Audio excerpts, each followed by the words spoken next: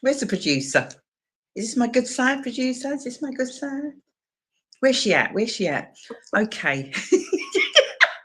I don't know what's the matter with me. It's the last show of the year. So nuts. You've gone nuts. I don't know what's up, but people. Greetings, everybody. Greetings. Welcome to the, oh my gosh, the last show of the year. Already. Tuesday, 2nd, oh my gosh, 2nd of December. How many days are there in December, Shell? 31.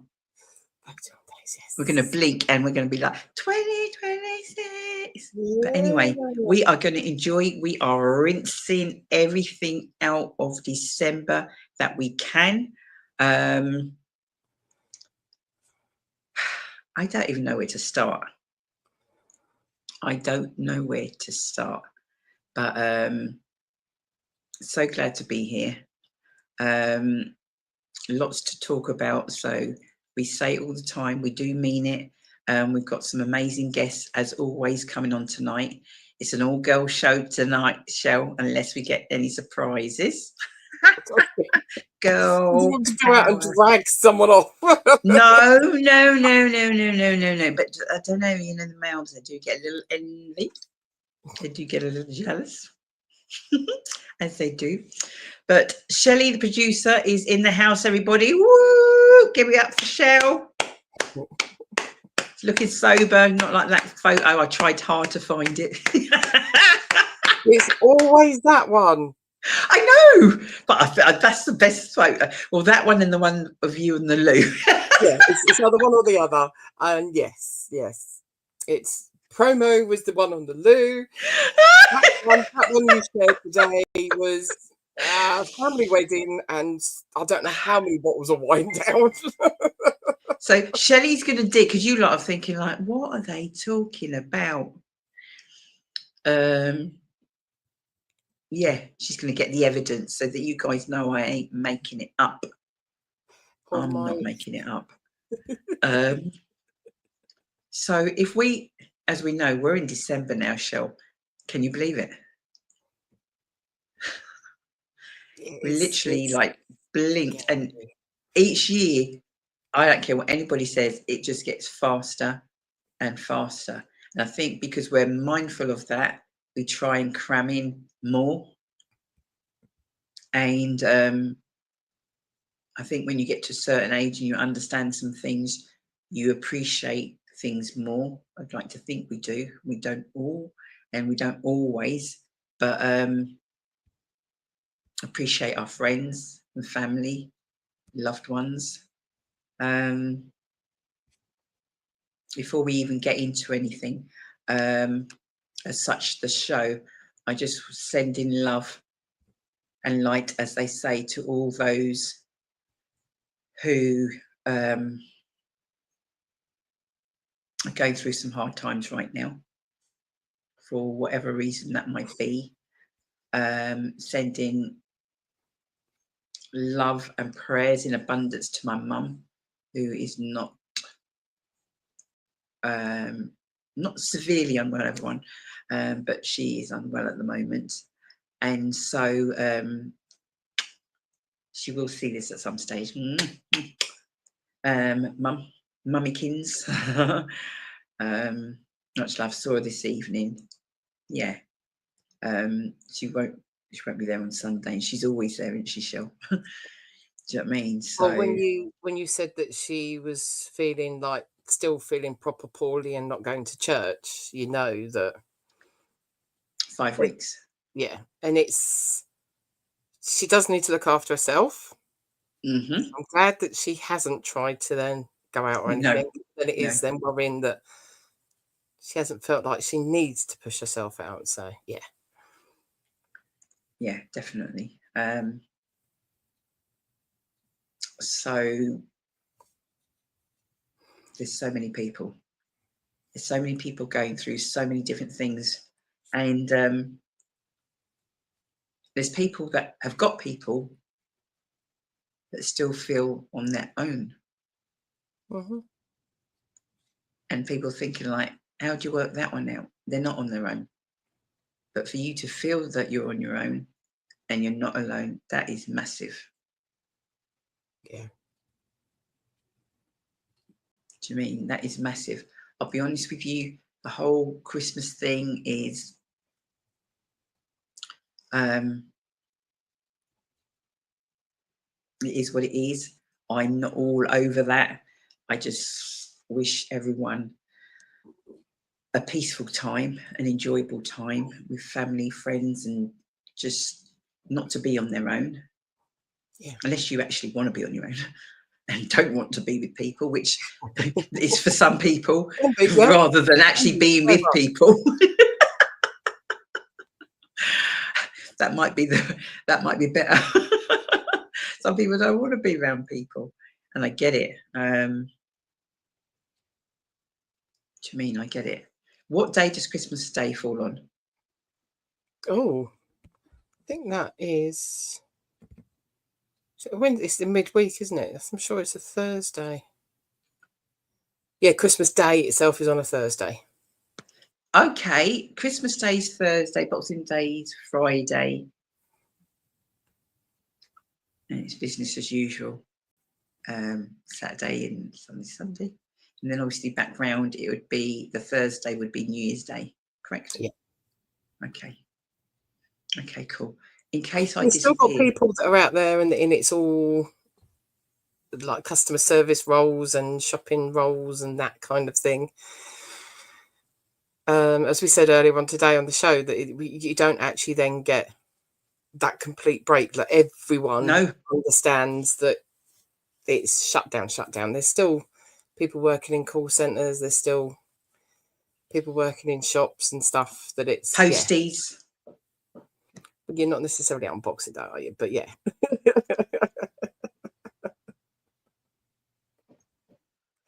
Come on, you remember our NTL days. Better not be. Remember our NTL days? Let me tell you something now. One of, if not the best, hand on heart, people going like, I don't see how that can be. The people, and the company at that time was,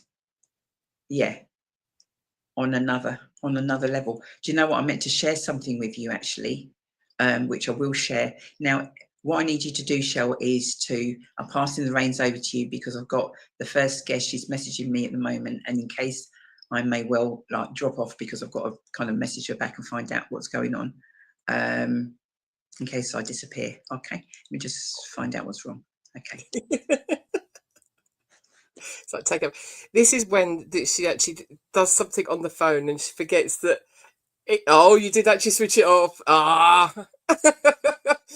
There's been many a time where she's done this look on her phone and she hasn't switched off a camera, so you end up with a really odd picture of herself.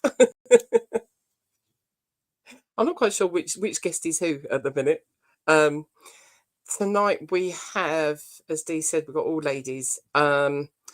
We've got something brand new coming to Luton, TEDx Talks. We have Michaela Williams that does the Dementia Cafe. They're going to do their first Christmas dinner and dance. So that would be good for everyone to get dressed up for that. That looks like a posh do. We have got... we've also got someone that comes from Echoes from Dallow. So it's stories about like Dallow Road kind of area. That they're doing a living history kind of thing. So it's free creative writing and listening workshops, they've called it. So we've got that. And then we've also then got the update from Tishi. I've got your update, Tishi. I haven't opened it. I haven't read it. So it's a surprise to me as I read it out. I hope you haven't been naughty and putting anything else in there. Because I think Dee would actually lose the plot if you did put anything naughty in there. And then we're also then going to be talking about our end of year soiree as well that's coming up on Sunday. So, oh, hi Tishi and hi Amanda. Hi Tishi, hi Amanda. And I've just got Victoria that's just popped in the green room, if you like. Yes. I've just had a word with her, and she's like, I'm backstage. I said, right, I'll see you in a mo then. I'm just explaining what some of the things are that we've got coming up. So yeah. Amazing. All right, hun. Right, let's bring the young lady on. This is Ted, that one. I'm in.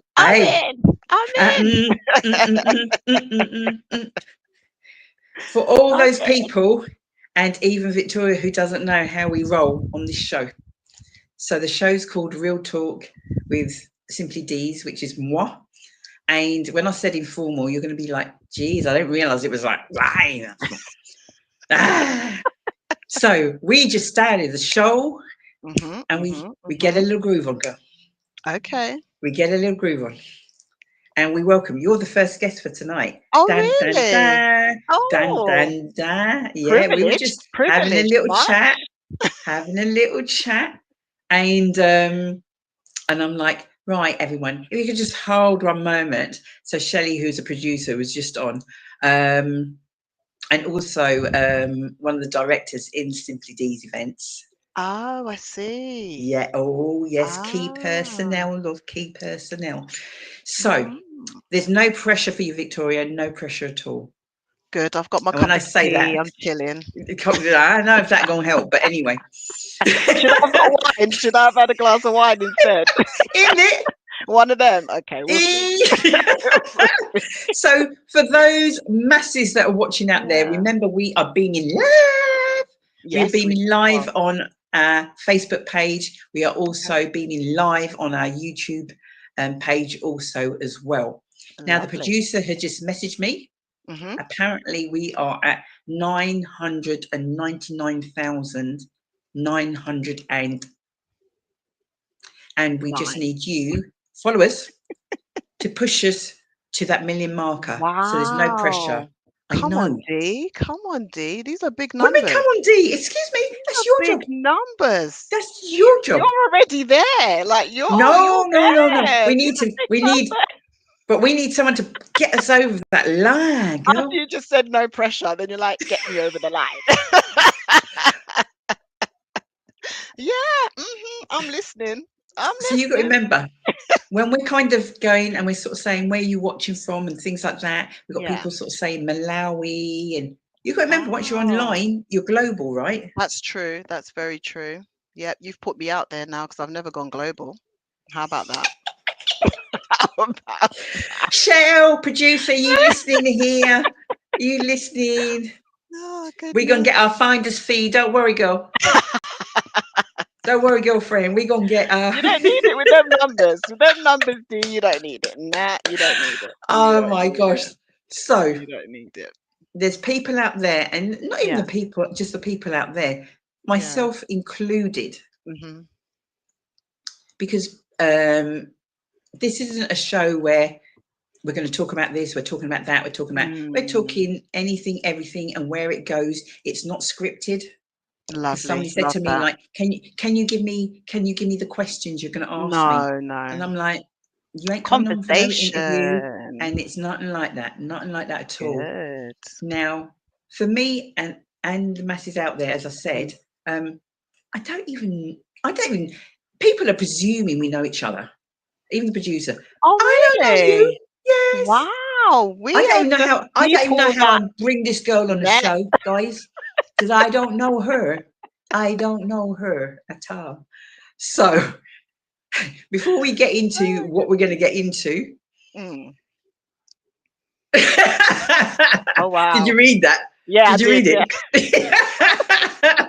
This is what I mean, Victoria. It's crazy. It's crazy. The show is, in all seriousness, it's a roller coaster of a show. I don't know what's going to get said. Yeah. And vice versa. And so we just roll with wherever it goes. So I met you a couple of months ago. Yeah. But I don't know anything about you. Not really. So you've forgotten the whole conversation we had in Yeah, the yeah. coffee shop. I I was remember going to say that. the The people name. out there Can don't we know say that. the names? Can we say the brands and stuff like that on this? We say what we want to say. This Oh, is okay. I'm live. just The show's called checking. Real I don't Talk. know. This is Once we global. don't cuss, once I don't hear no Yeah, cussing, that's not going to we say happen. what we Yeah. want to say. Oh, Anything, okay. everything. All right, cool. Yeah. Okay, cool. So, if we take it back, Hmm.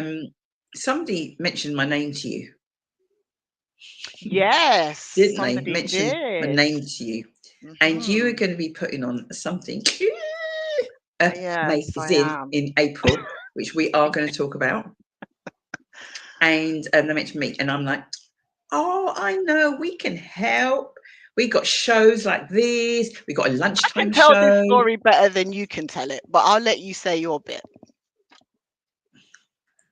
Because you thought, I'm going to come into this conversation and I'm going to offer what I normally offer. And she's going to be like, oh my goodness, thanks for being so helpful. This is amazing.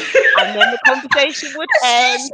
And then Excuse you'd go me. your way and I go mine. And then you would have ticked a box off. That was the expectation. No, But it was no. Michelle totally knows different. we got shows, we got a whole heap of I things. We're know, very but good at promoting, and we don't mind doing that for anybody. We don't charge. yeah, That's yeah, what we do. mm, And I said, we'd quite gladly do that. Then what yeah. did you say to me? Then I said to you, get rid of that idea. I have another plan. That's what I said. And I said, instead of you offering me what you do, which is your bread and butter, it's what you do, it's what you're used to doing, it's what you do really well, hence the amount of followers you've got and all the promotion you do for all these local events. But I said, no, it's time for you to be at the front. It's time for you to be on stage. It's time for you to have a platform. It's time for you to share your story. And yeah, I asked you to be one of the speakers. Should Are I you tell them your listening, reaction? producer? Should I tell them your reaction to Of this? course. Right. So I This is say not to made up, by the Dee, way, guys. This this is is not made legit. up. So I said to Dee, I said, listen, from everything we spoke about, we were sitting in the coffee shop for like 2 hours. And I remember this because I said to my family, they were in the mall and I was like, oh no, I'll just be 30 minutes and then I'll come and join you guys.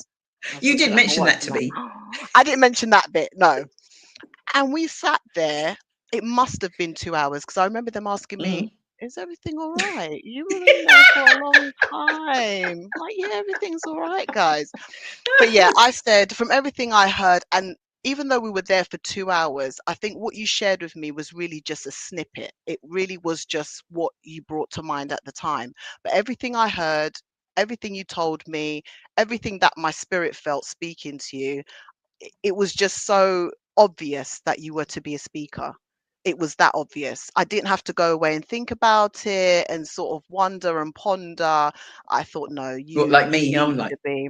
Yeah, you needed a lot of time. all right. You you needed some time to think about it because you didn't come there with the intention of being the one asked to do something outside of your comfort zone. Let's be real.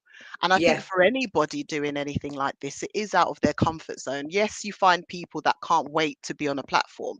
And I've come across a lot of those during this course of planning process. this event. There are a lot of people that want the platform because of what TEDx represents. But for you, it wasn't, you weren't thinking about that. You were just sharing with me everything you've done, what people have done for you, the changes in your life, how you've pivoted, just everything you've done for the community that really resonated with me because I'm coming from a position where I've lived here for over 15 years. I've raised my children through the whole education system till they're in college in Luton, but I haven't been part of any groups when it comes to community or coming together or building.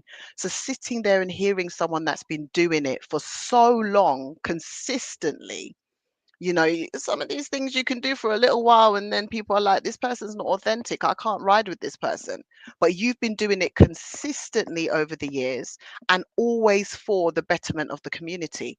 So why not give you a platform? You definitely have something to say. And then And Dee that said, no, no, silence. no, no, no, no, no, no, no, no, no. That's not why I'm here. No, no, no, no, no, no. That's not why I'm here. I can't do that. That's not me. So yeah, but eventually I got a yes. Okay, And so it's still a yes. you're making me do this back to front, Okay. which All is right. absolutely fine because there is no kind of, we're going to talk about you, but right. So we are talking TEDx Luton. Yes, we People are. going, who's Ted? Yes. Not everybody knows what we're talking about, what we're referring to. So No. tell us what's happening, what you're doing. Tell us about TEDx, Mm. and then tell us what's happening next year. Ah! Oh. Screams. Don't you what? I told you I was going to scream, didn't I? You thought I was joking. Watch. You'd be going like, shit, I didn't think she meant it. Raw. Should we leave that in place? Okay, she wanted to be real, like Luton real. Okay, that's Yeah, fine. We got to be authentic, you know, that's what we're heading exactly. for. But so TED itself is a global organization, and their aim is really to create a platform where people talk about global issues. That's the basis of what they are. It stands for technology, entertainment, and design. So that's what it started off as. That's where they were heading to begin with. And then what happened is, because they started in, I think of the year now, 1984. That was their very first TED event. I was 2 years old, so I knew nothing about TED. Okay? Started in 84. Mhm. And just like with anything, Dee, when you start off, things don't always go to plan. Maybe whatever they had on their vision board at that time didn't match exactly what happened. They had their speakers, they had the event, but unfortunately, they lost a lot of money. Now, it doesn't necessarily mean it's a bad event. There could have been fantastic speakers, fantastic performers, everyone enjoyed it, but in the curation of the event, they lost money. And when you lose money, you tend to think you failed, right? If there's any kind of loss, you say it was a failure. So they didn't do their next TED program until 1990. So there was a Really? huge gap. Yeah, Wow. there was a big gap. So I don't know what they were doing. Maybe they were refocusing. Maybe, you know, the partners said I'm in and others said I'm out, and there was a restructure or something like that. But that gap then led to them having a TED event every single year since then consecutively. So whatever they Wow. did, it then worked, right? It then worked. And that's a word for me because I'm like, this pioneer hat that I'm wearing with this TEDx Luton, although I've got a vision, I've got a plan, and I know, God willing, this event is going to happen and be fantastic, I also have to understand that firsts are very hard to do, one.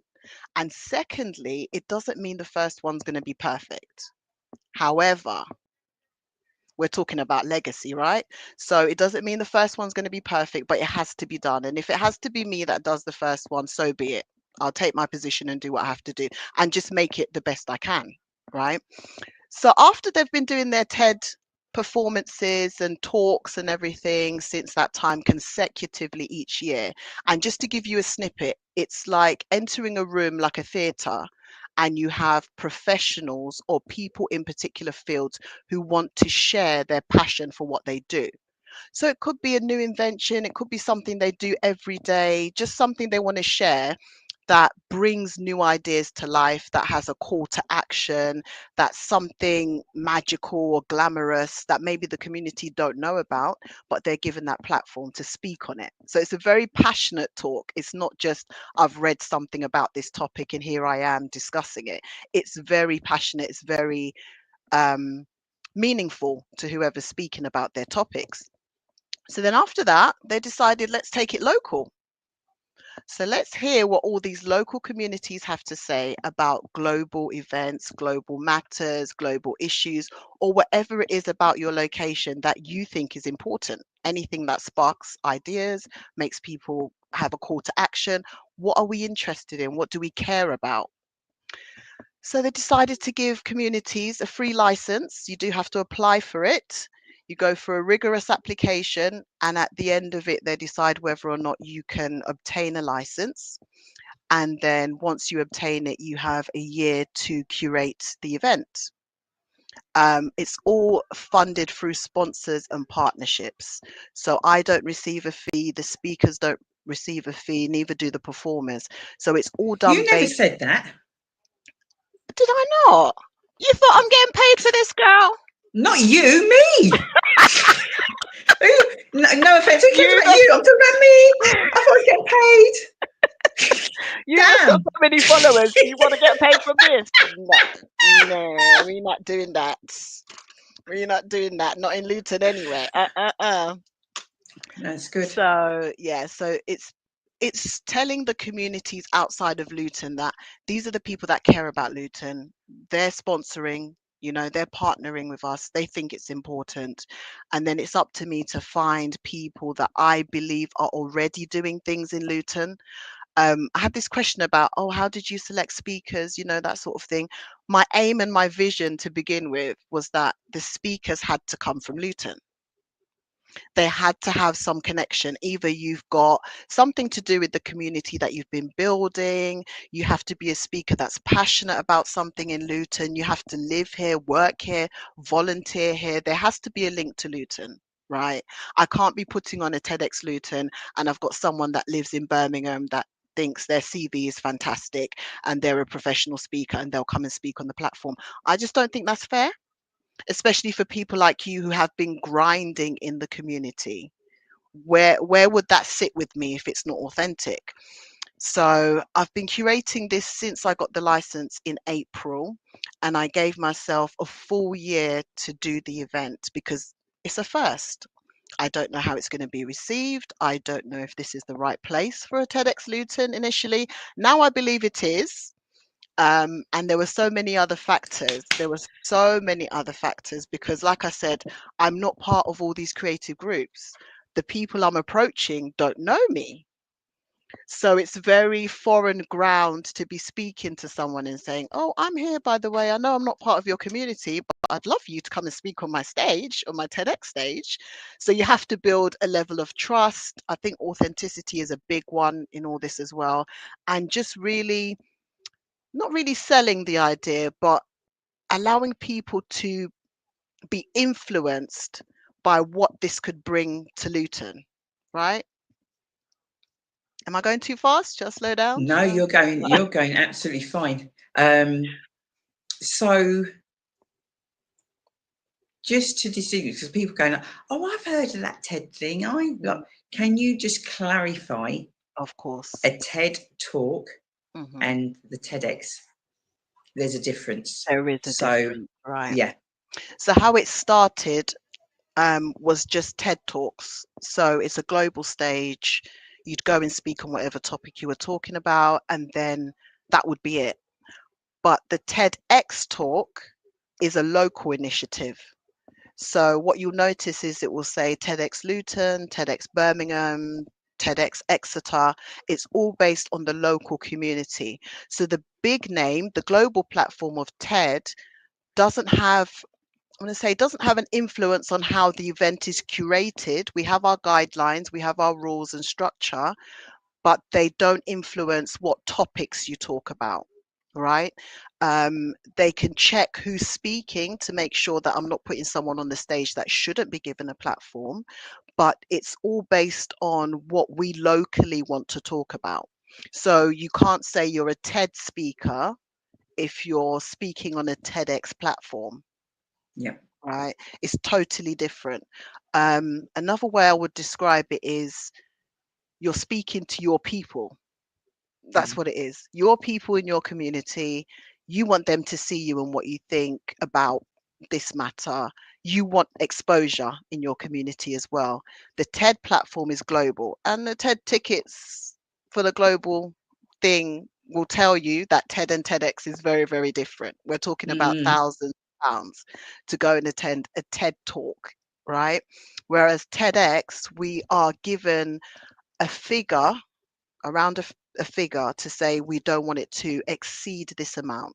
So anyone who attends the TEDx, the figure you will pay to go and attend a TEDx is all based on what it's going to cost me to run the event. We want to make sure, you know, maybe there's goodie bags. We want to make sure that the place looks good. We want to make sure there's refreshments and drinks, and all these things cost. So Yep. the ticket price is going to reflect that for your community, but it will never be over a certain amount of money. So I think at the moment it's $100 maximum per ticket, because they do it in dollars because it's an American company. So for us, it's about £75. I don't know what the rate is at the moment. Then you pick how much you want to charge your attendees. So there is a very big difference between the two. But the good thing about doing a TEDx is you still get the global exposure, because all the talk. Sorry. You're the one who wanted Sorry. your numbers to go up, so you better be ready for when it. Producer, you're listening? Of course she's listening. Like a genie. I'll bring her on before you disappear. Trust me. Yeah. Okay. So it's It very much sounds that when absolutely incredible. it's an amazing opportunity. I'm just so happy it's coming to Luton. I really think we deserve it. I really think that we can. This will help kind of the self-talk we have. Someone said it to me the other day. I think it was Vicky Hayford. She was like, there's a lot of things said about our community, but what's worse is hearing people that live here talking so negatively about Luton. Where's that self-talk coming from? And it's not just bad and negative self-talk, it's almost a feeling of we don't deserve anything good. You know, we that's for somebody else, that's not for us in Luton. We're not on those levels yet, and that sort of thing. So I'm hoping giving this TEDx platform is going to change, you know, the narrative a bit. I know it will take more than this, but it will help towards that. This is just it. We all have to play our part. Okay, not everybody can do everything. Nope. But if there's something that you can do, and this is something that you're like, right, do you know what? I'm going to make this happen. Yeah. Do you know what I mean? You can't press the start button and then like, do you know what? I don't think I really want to do this now. It seems like hard work. And I can imagine. Yeah. I can't say I know. I can imagine just some of what you're talking about. Yeah. I need to know, and that's what this platform is for also as well, Victoria. Yeah. What do you need? Remember, we've got people out there. Those numbers might be slightly inflated, you know, like about the milli marker, might be slightly, just a little. But do you know what? You don't know. I don't know who's seen this or who might share it or what have you. I've got my cousin in America messaging all the time, and she's like, "Oh, great show," and she comments. And there's people we've got in Australia. There's people all over. So this is a global thing that we're talking about. Yes, we're doing it in Luton, but what do you need that our people that are watching right now? And somebody might see this in a week's time, in a month's time. It's like, oh my gosh, I wish I'd have known. Or what is it that you might say something that you need, and they may be the person that can help. So what are the sort of things that you currently need, my love? So at the moment, what I'm looking for is, firstly, I need a stage designer. So for those of you who have watched TEDx or TED platforms before, there's always something on the stage promoting the TEDx that you're attending. So you would have the construction of the TEDx, and then you'd have the name Luton.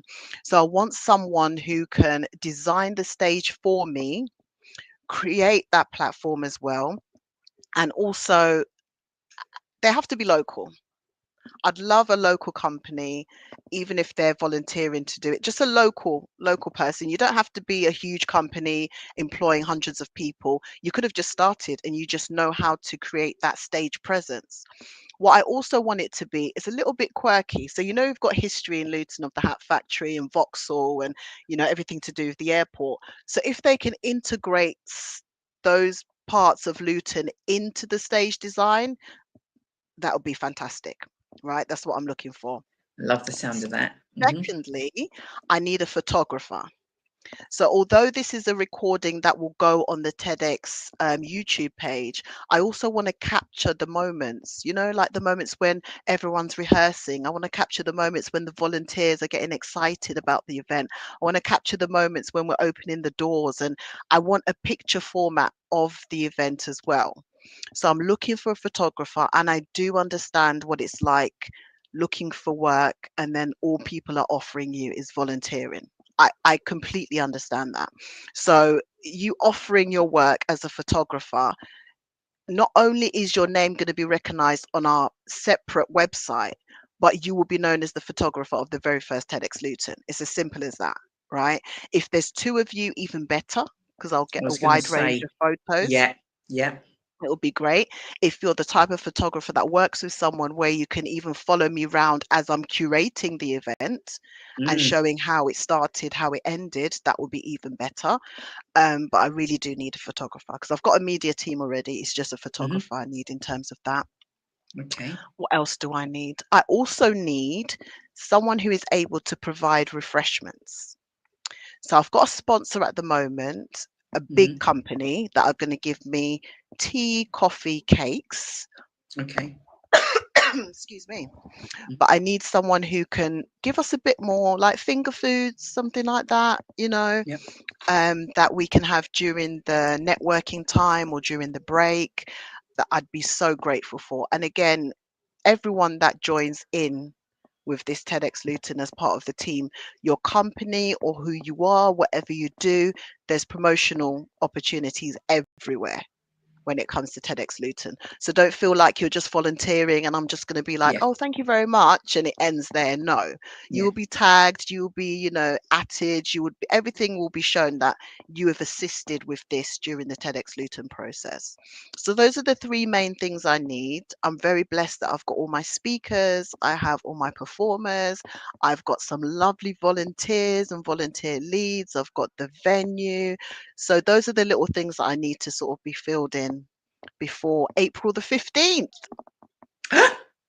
April 15th. It's now less than 20 weeks, Dee. Remember when I posted that it's 20 weeks? It's now less than 20 weeks. You posted that last week. Less than 20. Raw. I can say that. It's my show. I can say what I want. I can say what I want. This is just giving you a little taste of how I'm. You're going to think, she can't be like that. I am. I ain't going to change. I ain't. Sure, sure. Oh my gosh. Less than Yeah, 20 weeks. Okay. it So is. Yeah. it's Shelley very kindly, that's what we do. We got it on the old ticket going there. So the 15th of April. April. The theme is second Second chances. chances. Woo! Who's Where ever am I had a going to second start? chance? Now, where? Because I mean, short of me going on that website, but as we're talking it, where is it going to be held? Where is it being held? So we're holding it at the historic Luton Library Theatre. Fab. It's a place that when I walked in, I just knew that's where we had to hold the event. I mean, TEDx give a lot of indications of what the room should look like. They prefer theatre style, which is understandable. But when I walked in, I was like, this place has a lot of history. I was very touched by the fact that it's run by volunteers. Yeah. To be honest with you, Dee, when I heard that and the story behind why it's run by volunteers, you get that kind of feeling like, really? Yeah. These people wanted to get rid It's of a just theatre in Luton? The yes. only one? Are they mad? Mm. That's how I felt when I heard the story. So that pushed me even more after speaking to Tim. And I was like, no, we've got to hold it here.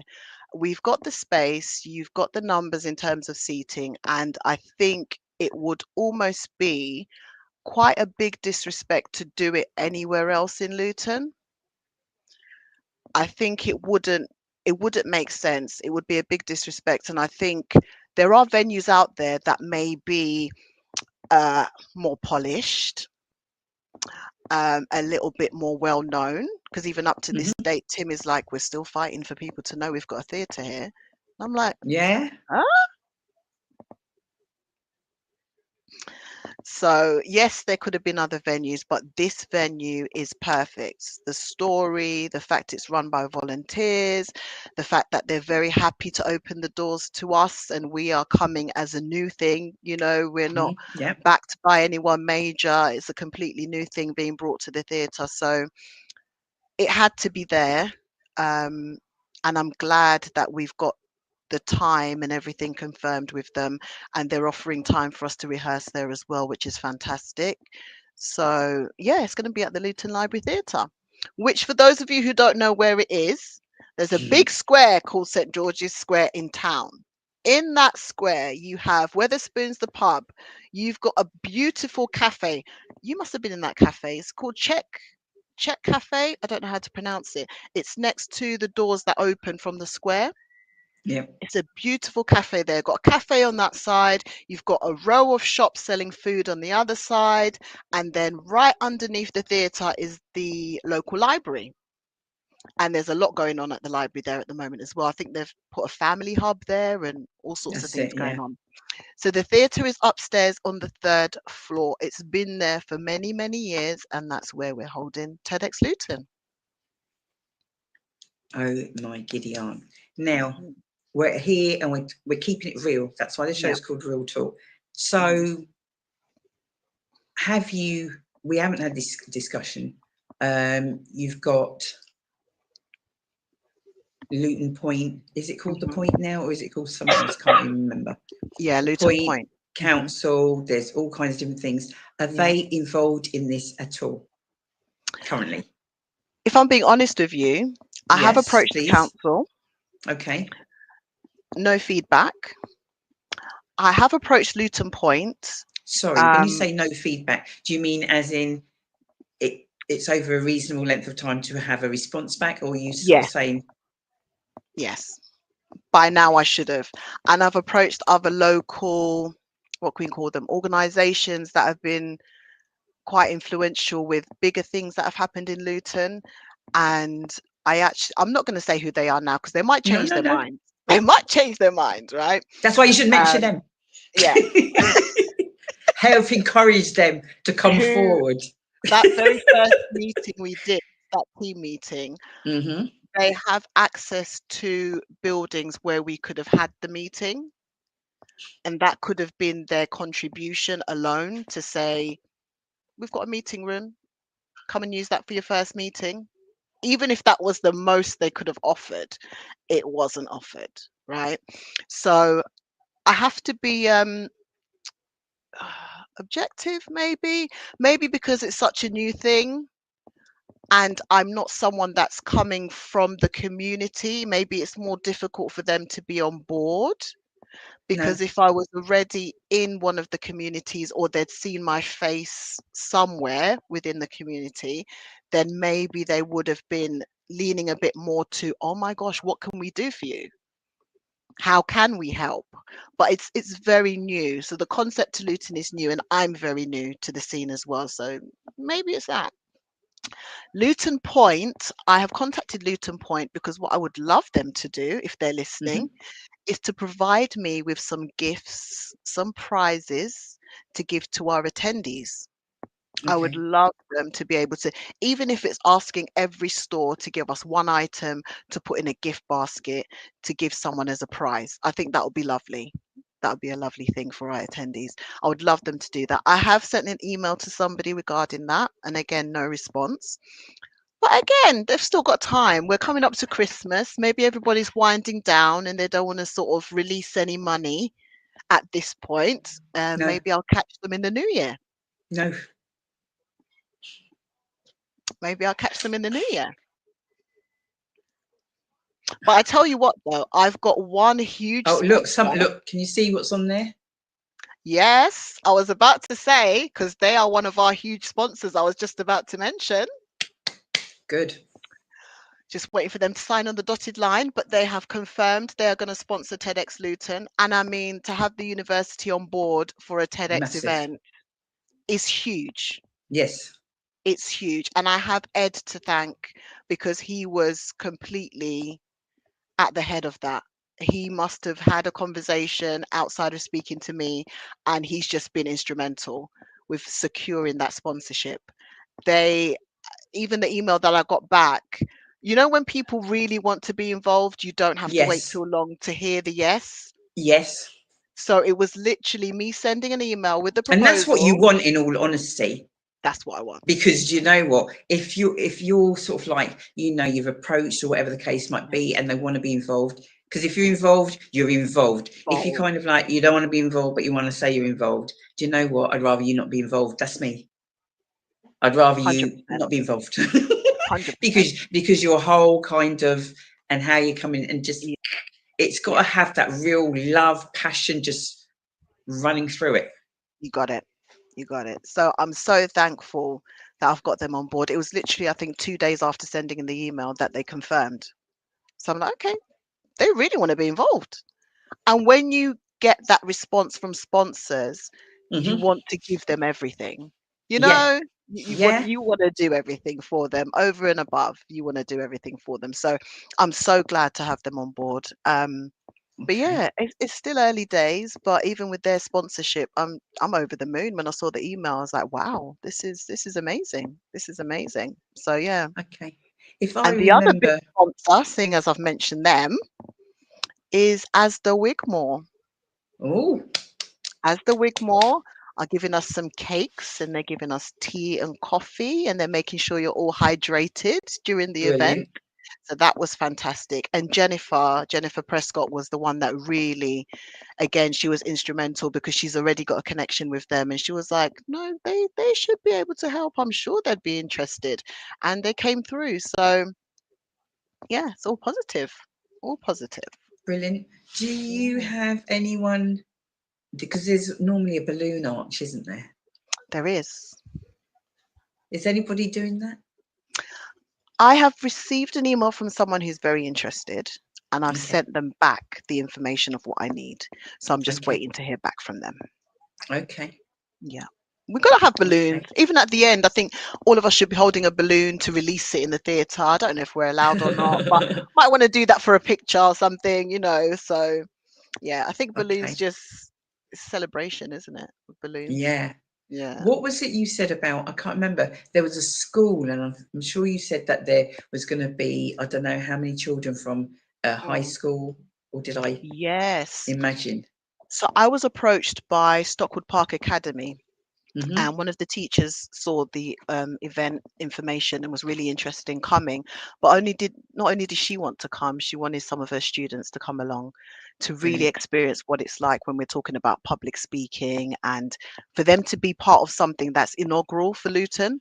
Yep. So I've set aside 10 tickets, which is 10% of my tickets for these students to attend.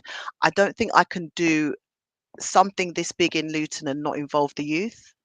Def. It wouldn't make any 2000%. sense. No. Mm-mm, mm-mm, It wouldn't mm-mm. make any sense Nah. whatsoever. And it's funny because when she sent me the email, I was thinking about how can I integrate the youth in this event, even though it's not a TEDx youth. How can I integrate them? So initially, I tried with like a competition at the library. So where they would draw something pertaining to second chances or something like that. But I wasn't very good at how I put it across to the library, to be quite honest. So it wasn't Hmm. promoted how it should have been, but that was my Yep. fault. Hmm. So I thought to myself, how else can I do it? And then when she sent the email saying she actually wanted to bring a group of students, I was like, Brilliant. perfect, come along. If you want, let them have a packed lunch because it's a long day. But Hmm. yeah, bring them. So 10% of my tickets, because I'm only allowed 100 attendees, 10% are Okay. going Can you to those repeat that students. again? Because people out there going like the library holds, I don't know, maybe 200. So in Yeah, their heads, it's 200 like, odd. Yeah, oh, I'll get my ticket whenever. yeah. Nope. Just explain the numbers Hmm. and explain kind of, well, approximately, because I know you don't know definitely, but when the Yeah. tickets are going to be, because I can't help you, even though I'm speaking. I can't help you. Once those tickets are out there, I cannot help you. So those sort of saying, save me. This is what people do. Save me, save me, Save me save me. some. I mean, I You say must have nothing. you must have access to some, not even five. You don't even have five. Yeah, yeah, yeah. So, as part of the process, when you run a TEDx anywhere in the country for your community, you are given a set number of tickets to sell. So, for this event, I'm only allowed 100 attendees, and that means releasing 100 tickets only There's no second release. There's no, oh, we've got 5 more tickets. Oh, we've got 10 more Yeah. tickets.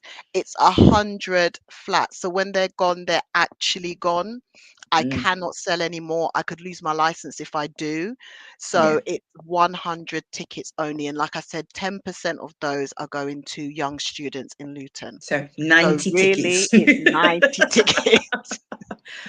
And So if 90. that teacher comes to me and says, well, actually, we haven't been able to, but at the moment it's 90 tickets and the tickets are one price. There's no discounted rate for any group of people. It's our very first event.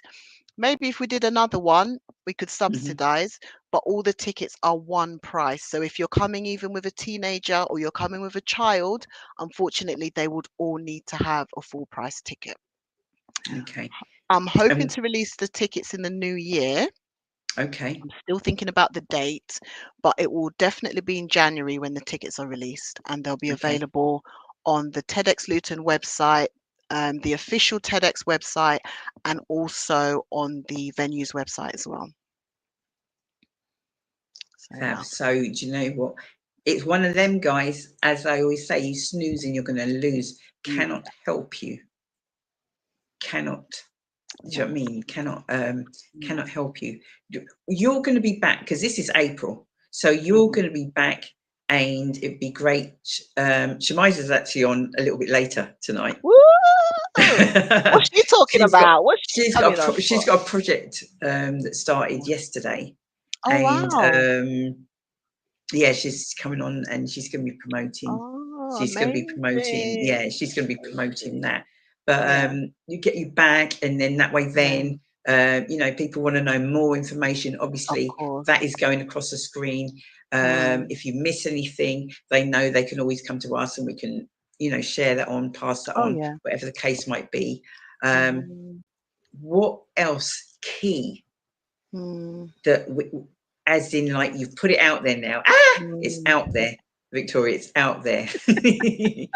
There's What no else turning do you back. want to, yeah, what else do you Mm, want to kind of like, oh, do you know what, I wish I'd have, it doesn't matter how big, small, mm, whatever, and that, yeah, plant it now, because my head's already churning and I'm going to get mm, producer Shell, if you could jump on now, my love, because mm, I know her brain is always churning anyway. But when mm, Get Guess On, it's like, we know somebody, yeah, knows somebody, knows somebody need that potentially may be able to. to help in some way. Yeah, Hello. yeah. So I think at the moment I'm managing the social media side myself, right? It would be great to have someone who could handle that side of things for me in terms of social media. But again, it's you have to be certain that you have a passion for this because no money is exchanging hands. So Mm, if you want to use this as something you put on your CV or something you put on LinkedIn, that I was the one who did all the social media for TEDx Luton, then mhm. yes, please reach out to me. But you must have done something already, right? Because Yeah, I can't, it's not, I'm not in a place right now where I'm going through a recruitment process. You have of to be able to course. show me I've done this already. I can replicate this for TEDx Luton. I can run your platform all the way through April or even up to the summer after the event. I can just Mhm. take over from what you're doing and just get it all done. So Run with it. if Yeah. there's someone who's happy to do that, Mhm. then that would be fantastic, fantastic, fantastic. And for people who want to attend, think about being in a room where you are hearing speakers from your local community finally sharing their story. And this is their story in their field, right? And then they're giving you a call to action. So don't come because you want a nice afternoon out. We are going to be talking about, in some cases, very sensitive subjects related to mental health, related to death, related to broad spectrum of things, as well as AI, technology, digital access, that sort of thing. So come with an open mind that you're coming to listen, but we want you to take action. All the speakers are going to have a call to action. So you're not just going to listen and walk out and say, oh, that was a great event.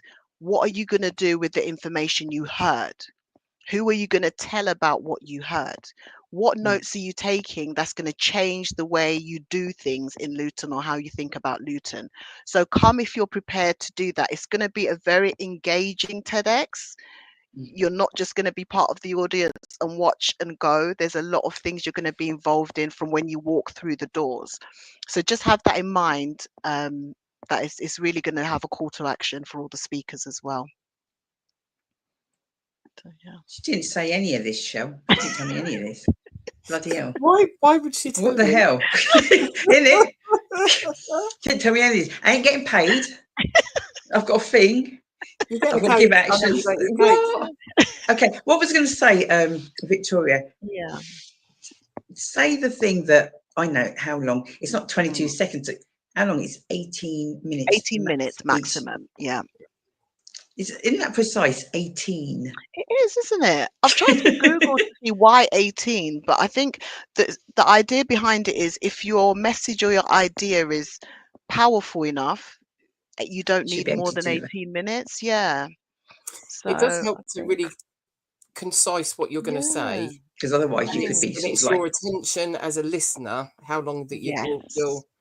you'll retain that Yeah. in. So yeah, That's it. Yeah.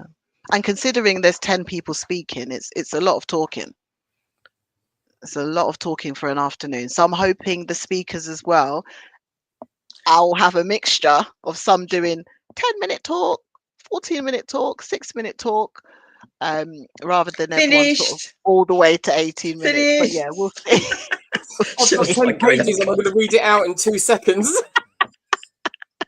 Any questions? like, no. No? Okay, bye. I'm like, nah, go back. I You ain't got more. talking. You got more in As you. singing, Shell.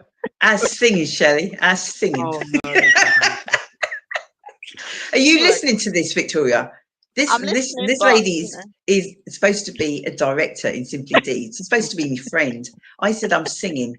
Oh God.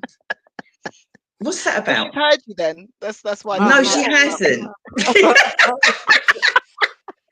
Oh, do you know what? If I sing like on the show, do you know what she does? She What? actually mutes me. Not for me. Wow. Yeah, exactly. Wow. That's what they're like. They don't You care. try. I'll give you that. You try. Oh, God goodness. loves a trier. I Wow. don't think I've still got my Where's happy that in the birthday Bible? tune. Okay. But no Victoria, singing, we're kind you're of gonna just be going talking. to round up Sure. now. I am so grateful and thankful that you came on, because that is now, bam, It's that made is now sense to you now. dropped. Yeah. It's no, it made sense before, but is now. Oh, evening! Look who it is. Our Lauren. Oh, I'm excited! Come Oh! on! Come on! Make sure you get your tickets in January. It's going to be Fabulous, amazing. fabulous, It's going to be fabulous. amazing. Yeah. It is. Yeah. It's going to be So, great. right, there's some things, and if Victoria, if we can get, because I know you've got to go to work and all that jazz, if you can, whether it's bullet pointed or whatever the case might be, because it's just easier rather than kind of, but bullet pointed what you need, we can get that out and shared on our platforms, on our pages, and Fantastic. even You've got a few and even ideas if it's of those people that we need to show it in front of. That yeah. Fantastic. yeah. Fantastic. Do you know what I mean? The I brains, like it. that's how we roll. I like That it. is how we roll. No, I just feel grateful that I'm on this platform. Honestly, it's just I think the embrace from the community has been a lot. I've just been like, wow, nobody's gatekeeping. Nobody's sort of saying, well, I'm not going to share my address book with you. Everyone has just been amazing. And had I not stepped into this role, I would have never known that that's how accepting the community is when it comes to things like this. So I'm just grateful to be on this platform. Really, really grateful that I've been able to talk about TEDx Luton. I'm just thinking, just very quickly, because it's going to be at the library. That I don't know what ward that is, but all wards have got their counsellors, haven't they? And they've got their, the social justice team, haven't they, Shell? You know, and this is the kind of thing, to be honest with you, they should be involved in. Should they not, Shell? Yeah. We've got a couple of names of people that we can share it into as well. So yeah, through that. Oh wow. Yeah. That's Yeah. amazing. And I was going to say about the theatre. I'm glad that you went with the theatre, as you was explaining how you felt there, because they are proper theatre people. That's the reason why they wanted to keep their theatre. Yep. And we Yep. know them through other things that we were doing. Yeah. But yeah, it is a fantastic space that people remember from when they were kids and don't realise it's still there. And then whoever the management that had it didn't look after it too well, and now people forget that it's there. And it is a lovely space. It's an amazing space. Even the renovations they've done as well now is just like, yeah, it's spot on. And then they've got those little areas where you can put a little exhibition up during like the networking time, and the space is great. The space is really great, and Tim has been fantastic. In fact, the only reason I have a media team is because Tim was like, these are the guys you need to go with. They know this place inside out. They won't mess you about, you know. So again, like I said, everyone's just been open to just suggesting names and companies and people that would really like to get involved and who are passionate, not just doing it to tick a box. And that's quite important to me as well. So it's been fantastic. Oh, bless you. So this young lady is going to be going off to work shortly. I am. Okay. So I think you need to tell the people, the masses out there, you said all what you've talked about. What do you do? What do you do? What job are you going to? A traffic officer. So I'm not the person that gives you tickets on your car when you park on the double yellow line. Look at that. Everybody's throwing stuff at the screen right now. You're so lucky. Like, I'm not going to that TEDx Luton. I'm not going. I'm not going. In it. That's it. That's it. Reel it back. So I've been in my role for 11 years now. Really love my job. What it entails really is incident management. So we deal with your basic hard shoulder breakdown on the motorway, right up until you've had an accident, right the way through to fatalities. So we're kind of the in-betweeners that make sure that all the emergency services are aware of what's going on. And yes, we close the roads, and yes, we do the road works, and yes, we put up those red X's on the It's people that take us down to 30 for no reason. Yeah. See, you were doing so well. I don't know why you didn't stop, Victoria. So you'd kind of gone down. Explain all that, but you know, we keep people safe. That's the job. We keep people safe, and sort of all the way from the start of the incident to the end, we see it all the way through. So that's why I have work tonight, because it's shift work. The motorways don't close, accidents don't stop, breakdowns don't stop. So that's where I'll be heading to tonight. And that's what I do. You have been amazing, young lady. Oh, I'm so glad you can make it, and you'll definitely be back on. And you know, certainly, sort of like we can have some of the other speakers, sort of like on. We've got a lunchtime show as well that was on today. That's on every Tuesday lunchtime. Every Tuesday lunch. You're busy. No, I can't do that now. I'm a postie. I can't do that now. But Shelley and Cecile and sort of like they run the lunchtime show. So Loose Women have been trying to hit us up. They're trying to copy us. Actually, they're copying us. But we're like just you're the original. You're the original. Allowing it. Yeah, you're exactly. We're allowing it. So that's available there also as well. But we'll be having conversations. We've got end of year. We're calling it. It's a soiree. Actually, this Sunday, and we're celebrating 11 years of Simply Deez. Wow. 11 years of Simply Deez. Irish Forum 2 till 5. It's free. FREE. It's free, but you know, it's free. But you know, bring a little something. That's what we're asking, isn't it, Shell?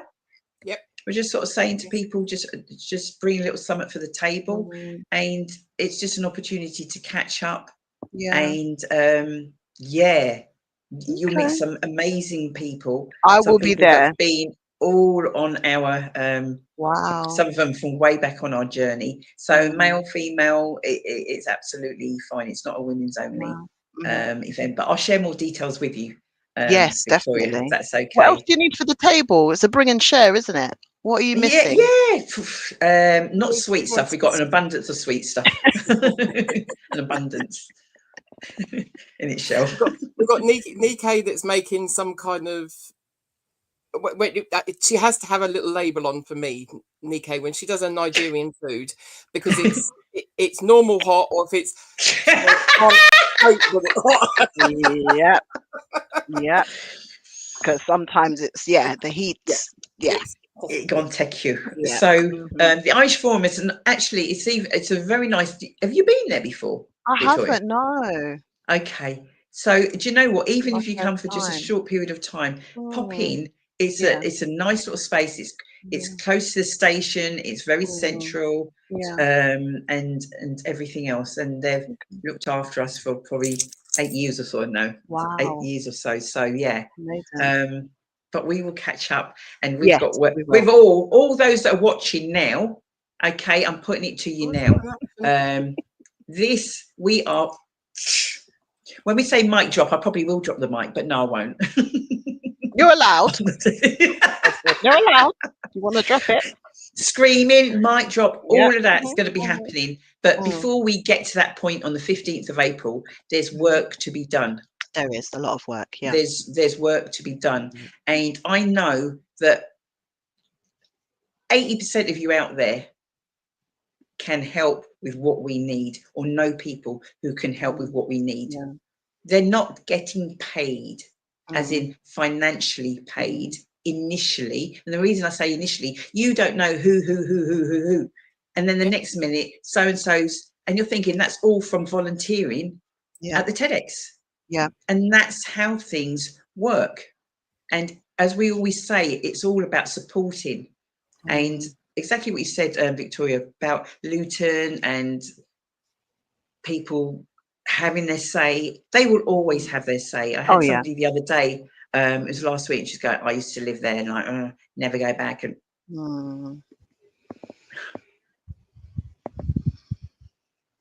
I'm a fourth generation Lutonian. Oh, I'm so well. I was excited before, but having you on here and that, it's just made it more real. I'm not getting paid. I'm like kind of like, yeah. Amazing. It's knocked me. It's really knocked me. So I'm gonna sing just to make a point. I'm gonna sing. Look at Shell. She's like shit. I'm worried now. Where would I put her on the program? You should be. You put her on. Everyone leaves. I'll tell you what, I'm going to give you a few examples. Shell, dig out me and Samara. And I'm telling you now, Victoria's going to say, oh my gosh, this is going to blow the roof off the library theatre. Wow. And the dancing, the singing, the whole thing. Well. Oh, wow. Oh, yeah, there's a full-on dance. Oh, we're in for a treat. We are in for a treat, Shelley. We are in for a treat. Oh, it's going to be amazing. I just say we did a Simply Deez. It was all ladies in the end, but we did theatre in London. I walk them through. So we get off the coach. I walk them through Chinatown to get something to eat, because that's easier. There's buffets. They can eat that. A little bit of extra time. So I said, right, okay, we're going to Leicester Square, see if there's anything going on. There was this guy that's playing a clarinet. Yeah. Next minute I know, you turn round, all the ladies are then dancing. They've danced next to me. So you know there's always a blind bit with the guy that's busking. So this young lad's busking, and then this lot are all dancing. I was like, really? Doing the care. Did you give him money in the end? I asked for Jerusalem, and that's what they wow. That's that was it. Proper steps to that. Yeah, there's proper steps to that one. Wow. Oh, we were doing it. Well, that stage in Luton Theatre is going to be full of actors and dancers and everything then. All of that. All of that. So I'm going to let you go now, Victoria. Thank you so much once again. And obviously we'll still be in touch. Thank you so much. Absolutely. Thank you so much. I really appreciate it. Honestly, that's fine, darling. That's fine. We'll catch up soon. All right then. Take care. God bless. And you, darling. Take care. Bye. Bye-bye. Shell. Oh my gosh. I think it's kind of like dawned on me. Oh my flipping. Sorry. My mum might be so I can't keep saying oh my flipping God or oh God. I think, you know, you kind of like, but you know, really? Oh God. But yes, there's obviously lots to do. Yes. I love it. I love the whole kind of like, it's something new. It's something that she's taken from nothing, and bottom line, got to make it happen. But you need that help, that support, all what we're talking about from Luton, and even beyond Luton. It's happening in Luton, but obviously beyond as well. It should be an absolutely incredible event. And as you sort of said, we know people. We know people. So people out there, if you can't get hold of Victoria, you know you certainly can get hold of us, and we can do the rest. And photographers, hello. Do you know any photographers? What else do we need? What else does she need? Tech design, printers and stuff. Yeah. So there's people out there, and I think I've seen a few. Yes, and you're not talking like big proper food. Did you hear the word? It has to be, and because of the location and time constraints and all that rest of that, it's got to be finger stuff. It's not you sitting down and having you're sitting and having a 2-course meal, or you're sitting and having a meal. It's not that at all. You'd be standing and just, So it'd be great to see her on Sunday and be having sort of like some conversations and all of that jazz. So yes, very excited. Have I got anybody waiting in the wings at all? No, you haven't yet. No. Oh, that's okay. That's okay. As we was just chatting about, I was just putting that banner up. And what banner might that be, Shell? What banner might that be? Do you think the people know? If they don't know, who should we blame for that? I don't know. I've said that all the time. Exactly. Now, you've shared it. I know I've shared it. I know Cecile. But do you know what? How many of those other people, even those people who are attending, how many of them have shared it? Shared it, yeah. Just to drop in a hi, Yeah. So keeping it real, because the show's called Real Talk. I think, if I'm right, it was the 4th of December.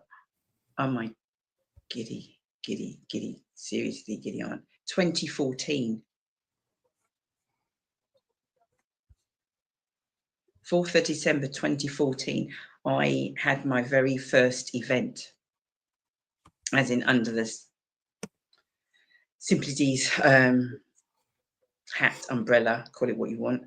And it's just kind of rolled from there. Something that was just a little something to something that, like, I don't know. It would be really interesting, actually. Let's see if there's anybody, because you know what these people are like. Those people that are watching, we say share, please do share, but can you put in the chat, have you been to an event? Has it changed anything? Are you doing something you didn't do before? I don't know. What impact has Simply Deez, if anything, because it might not have, but it would be nice to know. There are authors. Yes. People who, there are authors.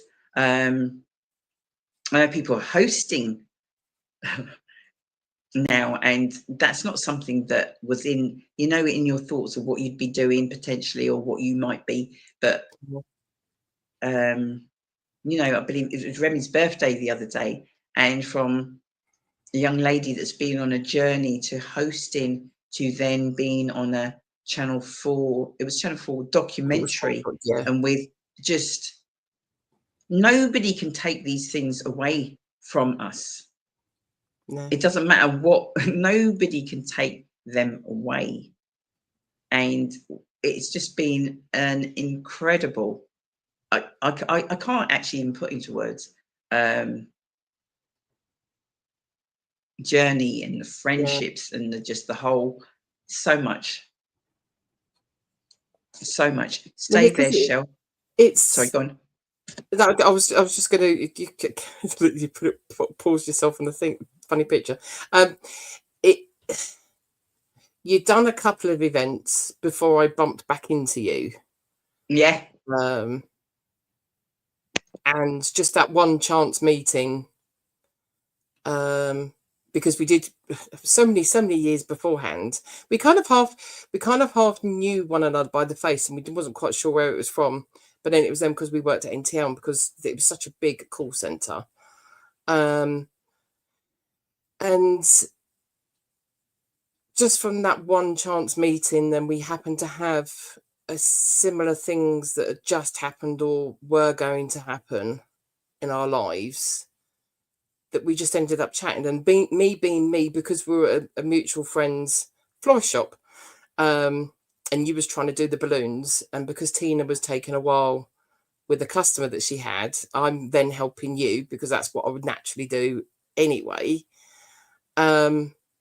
And then you saying about, she completely dropped herself out now. And then Dee turning around and saying that she does these events. I said, oh, I do baking. I went along to an event and just sold my stuff, and I've ended up staying. As I always say, that you kind of get lovingly stuck with Dee.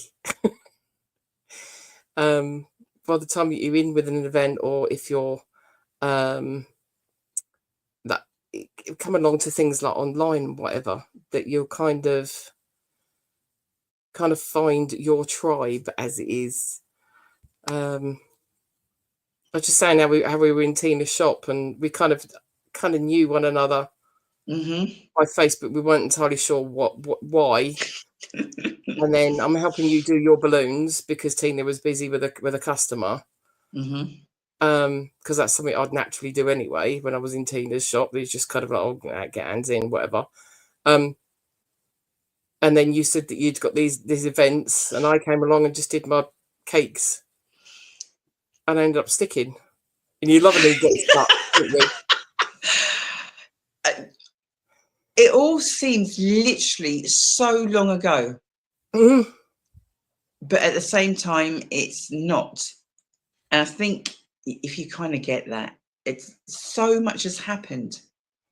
Yeah. And there's got to be a way. Don't ask me how, Sean, because I can't think, because my brain just, you know what it's like, you need to be worried. It just starts downloading. We get voice notes or a text message that will then say, I'm downloading. Why? And you're like, oh, hang on. Oh my God. Give us a bit of a warning. And it's something's downloading now, as in like, and how somehow got to be able to document kind of, I don't know, 12 International Women's Days. I've been doing International Women's Day since 2008. Personally, before we started Simply Deez International Men's. We've done trips, we've done cinema events. Oh my gosh. We've done health and wellbeing events. The amount of people we've partnered with, the amount of organisations and individuals we've supported, the amount of shows that have been done, the amount of guests that have been on shows. So that's why I said all these people, I don't know, it'd be nice to get a comment. Victoria's already messaged me. Thank you so, I don't know how many O's there were, so much for having me on the show. I think she enjoyed it. It is one of those things, because you're all kind of like-minded and you're all in the community and we're all doing the same thing. We get on and we help one another. Whereas sometimes that is against people that live in Luton, because they feel like they can't communicate because the people in charge are not communicating properly. So they'll share it in between their little community rather than saying, I've always said, and I did have I think it was on St. Patrick's Day, that I did a live and then I started to get upset because it's things like that where we should be celebrating each other's milestones, celebrating each other's festivals, whether that's sort of like your religion or whether that is then like your background, your heritage. We are a big, huge melting pot in Luton, always have been, because we've got so much industry here. People come into Luton right back from when my great-great-granddad came into Luton. He came from the villages to come into Luton because it was to do with the jobs that were here. Yeah. And that's the reason why Luton is the way that it is. And it seems to be that we've now kind of got these little pockets everywhere. And it's like, no, everyone needs to learn a little bit. Then there's more respect about it. And you can just get on and celebrate each other. And I can't see why you can't do that, because that's the way Luton was originally. The Irish felt safe here when they came here because of work. Yeah. The Italians weren't necessarily Luton, they were Bedford, but it was exactly the same thing. They came over because of work and had their own little community and was part of the bigger, wider community. But yeah, it just does warm me up sometimes. So you just think, really. We're going to talk. We're going to talk some more. Yes. Is the lovely Michaela around? Michaela here. I think she was actually watching the show. Oh, she was watching. But maybe she didn't have. And I said, "You come." I said, "You joined the show." I was watching it. Tisha was then saying, "We're just like a family," and that's exactly what we are. I'm in my PJs. I was like, check out the genie. Jumped in the bath and I put my PJs on. I was like, I'm gonna be in my PJs for the Simply Oh Deez wow! I'll check you out. Yeah, check you out. Oh, look at that background there. So for those that are watching and thinking like, who is that young chick there with the Christmas tree in the background? I feel so old and tired today. So old and tired. Oh, bless you, darling. It's you guys so are doing good to some see cool you. stuff, though. And I wanted to come to your event so badly, but I booked to go to Edinburgh to see my uni friends. And I was like, this was going to be my first event when you that I went to. And then I checked the dates. I was like, I can't. I literally get back when it finishes. literally. So, when it finishes. Don't worry, darling. There'll be other stuff. So for those that are watching, thinking like, I kind of recognise that lady. Well, do you know what? If you don't, forget the Jim Jams. Told somebody the show was informal. I didn't mean that informal. Lord. I'm comfortable, Dee. I'm comfortable. No, that's how we would want it. We wouldn't want it any other way. In all seriousness, we wouldn't want it any other way. Tell me where I'm going wrong or where I say something that's incorrect. I believe you first was on the show, whether this one or the daytime, last year. Am I right? Yeah. What? God, last year. It was last year. You were my first show that I ever went on. Like, producer, are you listening to this? Producer, this is mic drop again. The CAF went quite viral. The Simply Deez event brought us to life. Like, literally, before anybody had heard of us, you came and made us live. Yeah. Literally. See, don't even, because I'm going to start thinking. And did you know what it is also as well? It's the fact that the church where the cafe is, that's my mum's church. It's so many elderly people's church. I love it. So many people like go to that church or have like roots there or know somebody who went there, and it's so lovely, like so lovely. So for people that do know, don't know, whatever the case might be, it's so important that I want to start with a little foundation, first of all, Michaela, before I get into anything, because people like some girl, I know she does some dementia. There's a whole something beforehand, because when people understand things, and that's why I'm talking about foundation, it's then they start connecting dots. Because otherwise they think, oh, don't know, this has just happened and everything's all Yeah. great, and don't know the work that goes in beforehand, and also the journey that you've gone on and still going on and still finding, to me, still finding strength. And that's probably strength from your nan to do what you're doing, and it's growing. Yeah, it's been an emotional roller coaster. And like my friend said to me the other day, she's like, Michaela, I don't think you've actually stopped since you that's died, what I mean. and you actually haven't taken 5 minutes. And that kind of hit me, because I was like, I actually don't think I have. I haven't taken 5 minutes away from everything and just focused on, oh my God, you're a mum, you're working full time, you're running dementia care that involves having relationships with other people, you've lost somebody, and you're still going. But that keeps me going. Like, I don't think if I had that adrenaline or had that motivation, I think I'd be sitting in my bed, like depressed and sad. And these elderly people at the CAF, like they motivate me all the time. Like there's sometimes. So I'm going to stop you. Sorry. Because you've got to remember, the masses out there, some people don't even know what you're talking. They don't even know what you're talking about. So let me give the background story. Yeah. So post-COVID, my grandma was diagnosed with vascular dementia. And when we was on this journey, none of our family had heard about dementia before. Well, we'd heard about dementia, but it was something that we never thought would happen to us. And we never kind of knew the background of dementia or how bad it could get. And we didn't really understand it.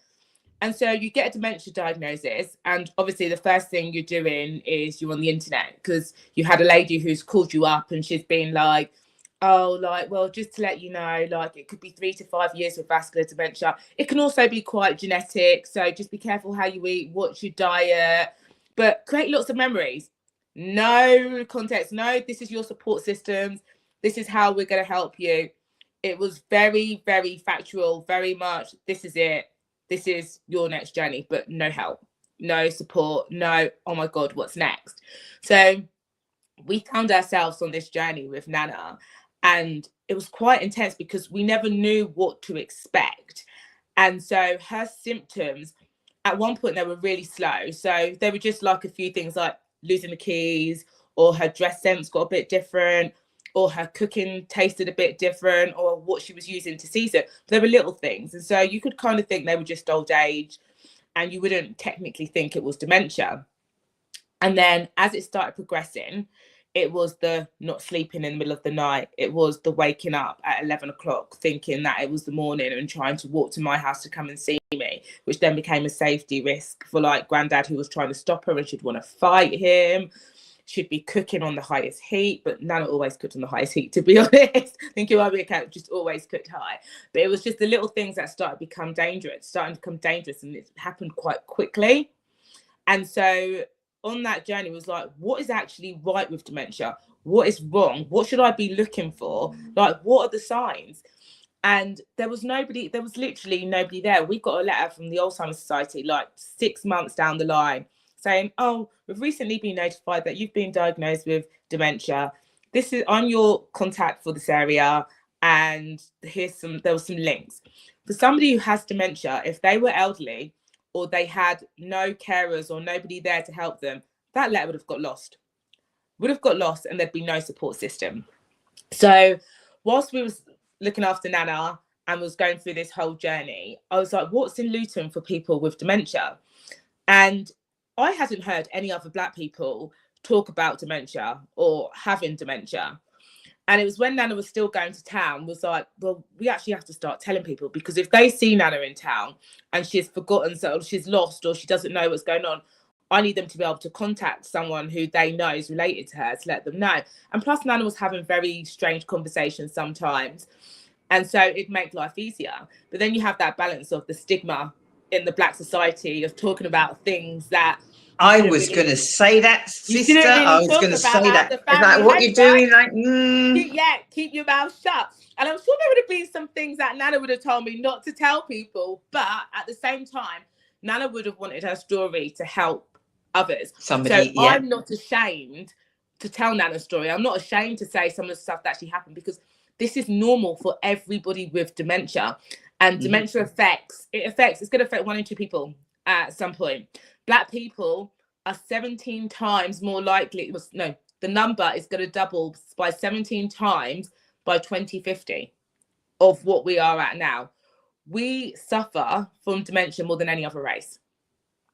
And we are later at getting diagnosed because we won't go to the doctors because of the stigma that's attached. So we don't help ourselves. The foods that we most probably eat don't help ourselves either. We don't really watch our diets or what we're using like properly. And so we are affected more by dementia than any other race. And I've been on working groups that are currently looking at this, and the NHS are looking at it as well. I'm on a working group for that. But it's really important that we share our stories and we start talking about this to break down the stigma. So I will tell everyone, there is times when Nana wanted to go to town with knickers over her trousers, or she wasn't dressed appropriately. I'm not arguing there. If that's how you feel and that's who you are now, I'm going to accept that, and you're going to go to town like that because this is your new normal. It might not be everybody else's normal, but this is your new normal. There was a time where she strangled my 10-year-old daughter. She was 10 years old at the time. And like we had to wake Nan up in the middle of the night because I think she had bed bugs. She had bed bugs, and I went in her room and there was everywhere. So I was like, Nana, you need to get up. I know waking somebody up in the middle of the night when they have dementia is going to distress them, but I had to wake her up. So her reaction to that was to attack me and my daughter. And she actually strangled my 10-year-old, and my 10-year-old burst into tears. And I remember saying to her, like, Tiana, if you need a break, like, I'm more than happy for you to, like, go and take a break and I'll watch Nana and you go and stay with mum and dad or something like that. And so Tiana said to me at that time, she's like, no, mum, I'm going to stay right here with you because she's my Nana and I know that she loves me and that wasn't her that done that. And I was like, she's 10 years old and she said that. And she understood Nana's journey. But it's, we as a community need to talk about dementia because it could affect me, it could affect you, it could affect anybody, and we need to know how to deal with it. And dealing with it is being able to talk about it openly with each other, to share our stories, to share how we got through it, and to share what we done, like, and what we do, because it's a hard journey. Like, people come to my cafe and they're breaking, like they are literally breaking. It's hard. So when did you open the cafe? Can't remember. So we opened, it was March or April. So it'll be 2 years next year that we would have opened the cap. I know, 2 years. And to be fair, we've done a lot. We've done podcast exactly. UK. We've worked with the Alzheimer's Society. We've done a documentary on Channel 4. We've got someone coming to film our Christmas party because they want to talk about what they said they wanted to do, which I was a bit adamant on, is they said they don't want to talk about like the sad stuff with dementia. Like they want to look at some happy stuff. And I have no issue with that at all. But I'm very, very crystal clear that dementia isn't always a happy story. And with the pain comes happiness at some point. But it is a painful journey. And I think that we shouldn't shy away from that. And we should always acknowledge that. So I said, I'm happy for you to film our calf and film a memorable moment in there, like, and people having fun there. But it doesn't take away from the real issue that the journey is painful and hard. Like, there's glimmers of hope and glimmers of nice times. And the cafe is one of those moments where we're able to bring people back to life. But I don't do it every day. So the reality for these people is they go back to their normal environments, their normal routines. And we're just open like once a fortnight, and we're able to do a few fun events with them or a few fun things. But dementia is a hard journey, and we need to have a support system. And it starts from us working together with the community. And I said this at a town hall event that I went to for Black History Month. I was like, I think people forget the councillors and the policymakers. They all make these policies and implement all of these legislations, but the actual work that is done from us, the community leaders. We have the relationships. We talk to the people. We understand our community better than any of you putting the pen to paper to make legislation. And you need to talk to us. You actually need to talk and communicate with us. And it's something I've said to the hospital as well. Hospital is my biggest pain point in how they treat elderly patients and those with dementia. It's disgusting. And like I've said 1,000 times, like, there shouldn't be an issue, because I could guarantee I could get you volunteers to sit with those elderly people and do the things that you can't do. So they're not sitting at ceilings waiting to die, or waiting for somebody to give them a cup of water because they can't get there. I've had people who have taken their parents out of the hospital because they're not getting the care that they need. They're left to starve unless the child is there or somebody's there to feed them. And it's insane, absolutely insane. Yeah, most of these people, when they're in like care homes or in the hospital, they haven't got the time. They haven't got the. They don't have the money. Like if you're employing someone very basic wage, and the managers, because they're managers in hospital as well, and not nursing that's running everything, you have to do XYZ with everyone. And it's like, no, you need someone that it's everyone's individual. Yeah. When they can't feed themselves, they want to try and feed themselves, and others just switch off and they don't want that you have to feed them. It's those kind of things that's just all they just don't get. And for you to have this, if you've got someone that's coming along and going to be recording the party, it's going to be great, because music is always one of those things that will bring people someone back out. It'll bring them back out of the shell that this dementia is. That's all I kept thinking with my mother-in-law. She's now this shell, and she's getting smaller and smaller because she hasn't got the memory, and she can't get around because she had dementia and Parkinson's. So it was the two things. So this was just this shell, but she would come out of the shell if she suddenly realised something, sort of like the music. So they are going to see the happy side. But yeah, they really do need to then say, this is a small glimpse, a very small window of what it's like to see, which is great. Exactly that. Yeah. Sorry, let me just turn that off. That is exactly what it is. Literally a small glimmer of hope that we do frequently. Could they not do like a documentary, as in like this be part of and film different? I don't know. So what they've said is they've looked at. So I think they've looked at overall aspects of it. So, but I think what they've said is that mainly it's quite sad. They wanted to do something at Christmas time that was more happy theme. So I'm like, I need you to come and talk to some of our people though who are there, because ironically we had a lady come in with her husband, and he's so stubborn. He's lovely. I love good old Tony, but he's so stubborn, and I cannot get him to do chair exercises at all when he comes to the cab. But I was talking, his wife went and done the chair exercises, and I was talking to him, and he was literally telling me all of his secrets, all of their whole life and how they met and everything like that. And she came back, and I was like, Tony was telling me like your whole life, your whole story. She was like, no, he didn't. I was like, I swear to God, he's telling me about you getting married. He's telling me about all your children. She was like, Michaela, he hasn't remembered that in I can't tell you how long. She's like, wow. I can't believe that he was talking and saying that. I suppose sometimes it's finding that time to, in a world where you're dealing with everything and you're running around, sometimes finding that time to be able to sit down and have those conversations and try and bring things back to life. You just lose track of sometimes. You just don't get to do that. And it's hard to find that balance. But we're able to do that at the CAF. And it's been nice. Yeah, we do. We talk to them. That's okay. And we get them to tell their stories. So what we started doing is story time.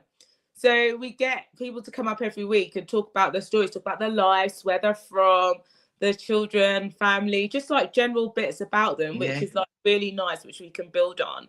And it's just that talking, and the music, like you say, Shelley, music, it's a life changer. Like they'll get up and dance, and that's what they keep asking for. They're like, we need a party, we want to put our clothes back on, and we want to go out and dance. I'm not planning to do a dating show, but dating, like a little dating thing. It's going to tear them up. See, once again, our brains are churning. Yeah. The whole music thing, for there's a lot that because I've been in the dementia side of things, and I've been in and seen like the autism side of things. And to calm both of them down, it's exactly the same music. I use the same skills, and that's what happens. But for both, it's music that just kind of unlocks something somewhere in your brain. I mean, you get a little bit when you get smells or you get tastes, and the way you feel, and you've got to be just right kind of thing. But music, it touches all of the senses somehow, and it's absolutely.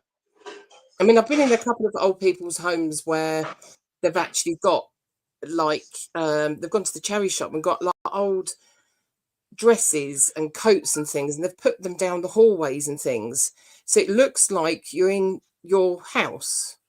Oh, I love that idea. You're actually in a nursing home, but you're looking outside, and it's like the old 50s coats, and there's and sort of it makes them feel at home though, doesn't it? It was just amazing. It was amazing to see. I like that feeling. But yeah, when they get confused, it can be, you could get all sorts of like hallucinations and things like that. I always try to explain that dementia is not just someone forgetting things. People don't understand that part. It's so much bigger than the forgetting things. Yeah, so much bigger. You'll literally have it. It's like you've got another child. Like you literally have another child who you have to watch constantly and keep your eye on. And it can be something like it wasn't quite a hallucination that my mother-in-law used to have, but outside a window there was a pampas grass, and it used to flutter backwards and forwards. And she said, in the middle of a conversation, she said, "Oh, white rabbits," and then carried on. We were like, "What the hell is that?" And then I turned around, and because I'm now thinking, what is it that she's seen? I've turned around and looked and went, "You realised what it was? It's white and fluffy." That's what she thought. It's when you can't see it that it really freaks you out though as well. You're like, I know, but one of the things, because they kept her in a room quite a bit at one stage, and she kept saying, "Can you do me a favour? Can you do me a favour?" Yeah, fine. What's that? "Can you tell them to move the coffin out because I'm not ready yet?" And I was like, "Huh?" Where you sit, where her bed is, she's looking at the wardrobe. She's looking at a wooden wardrobe. Oh, wow. And that's what she was. "Can you tell them to move the coffin out because I'm not ready for that yet?" It's amazing what comes out of their mouth, right? Literally. It's a literal thing she's looking at. It's just, yeah. Do you know what? We have a lot of at the cafe, lots of sexual comments. Like, literally. And you're like, at this point, I just give up trying to say anything now. I'm just like, free speech. Like, go away. So my mum, you'll get that with my mother-in-law, she used to swear a little bit, but not a lot. When the dementia came on, she would swear a lot. I mean, a lot. Like, where did that come from? But yeah, it's all these physical things that you don't actually realise that their whole demeanour is changing. Literally. I'm like, where did all this stuff come from? Like, is it hidden and it just comes to life? Like, when you're ill, is it like secret fantasies? Literally. Secret fantasies, I'm thinking in the back of my head. But it is amazing, and the cafe's great. Like being able to do what we do and like make a difference to so many people. It's been really heartwarming.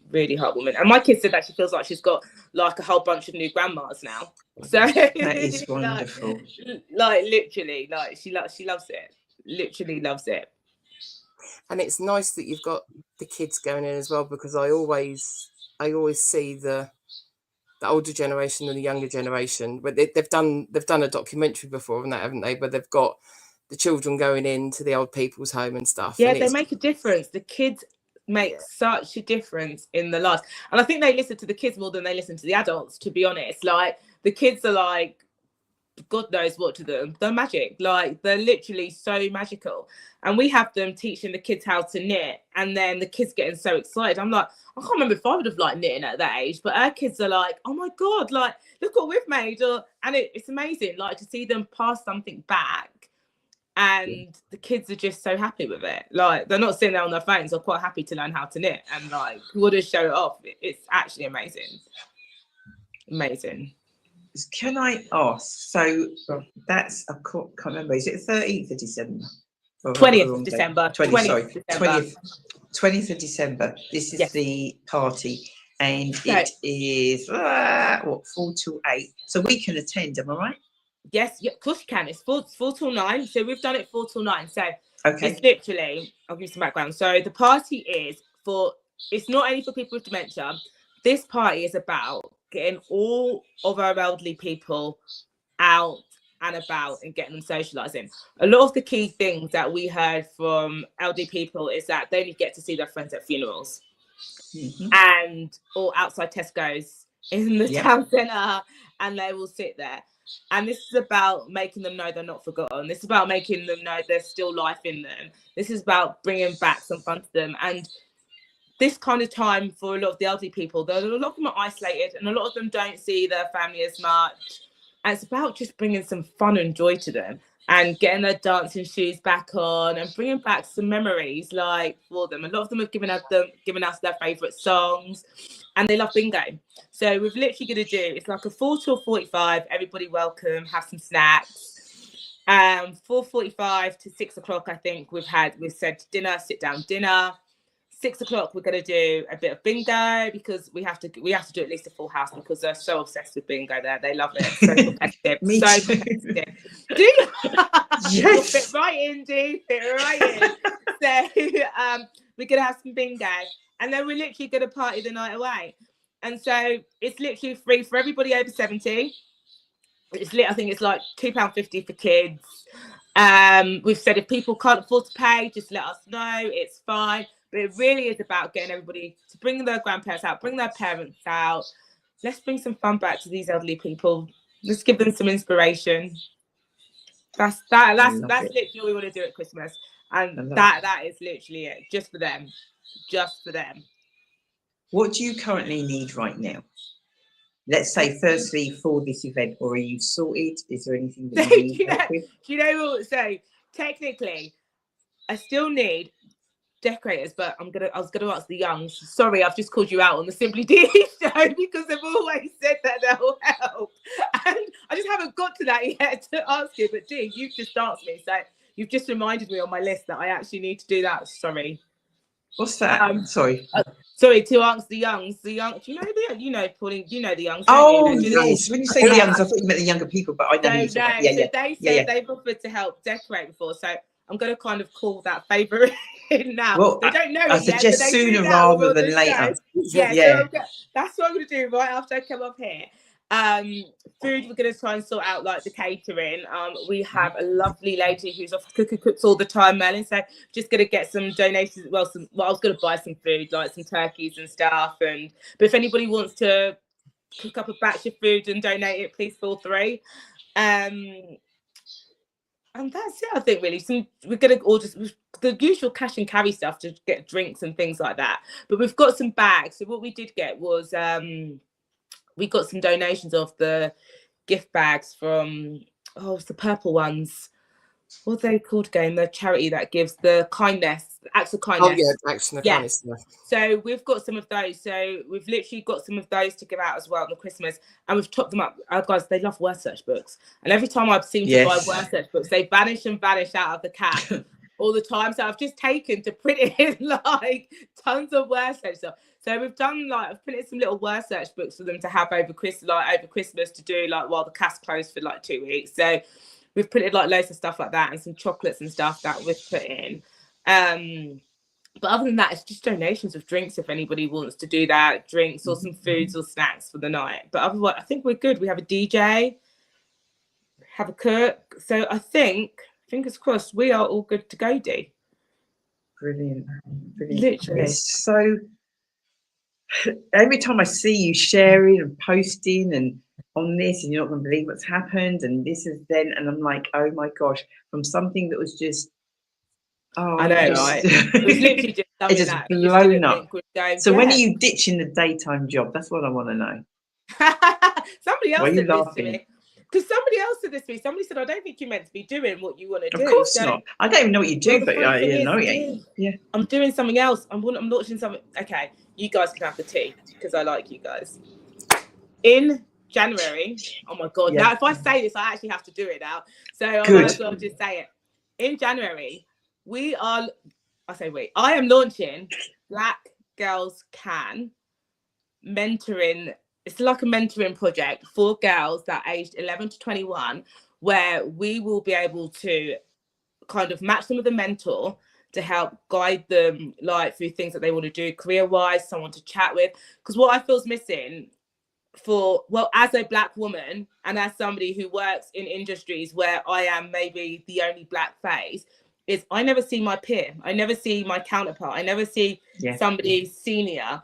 And I don't want my daughter to grow up feeling the same as me. So what I need to instill in her now is that you have role models that you know are more than capable. That's outside of your mum, outside of your family unit, and outside of your friends. There are superior, highly skilled Black women who are capable. And I want to kind of instill some of the family stuff that people don't do anymore, like cooking. I want to get people to come and cook with them. I want to have inspirational speakers to come and talk to these girls. But I want them to have that unit that they know that they can go to, and a monthly in-person catch up as well. So I'm in the process of doing that. Oh, just throwing it. And you're still working and. I know, but I'm quite fortunate because someone who I worked with in Barclays, she's a white Jamaican lady. She's amazing, like white Jamaican lady, absolutely amazing. And I was saying to her about doing this project, and she works with a Black charity. And funny enough, she has like the top 50, I think, influential Black women on her charity that works with these girls. So she's like, Michaela, hit me up. Let's do this. She's like, I'm quite happy to use my contacts. So I'm like, it must be a sign. I can't really go wrong, right? So let's just do this. Let's do it. So we are going to be launching that. Did you say January? Yeah, I want to launch it in January. God, I've do you know we're in December? Do you know we're in December?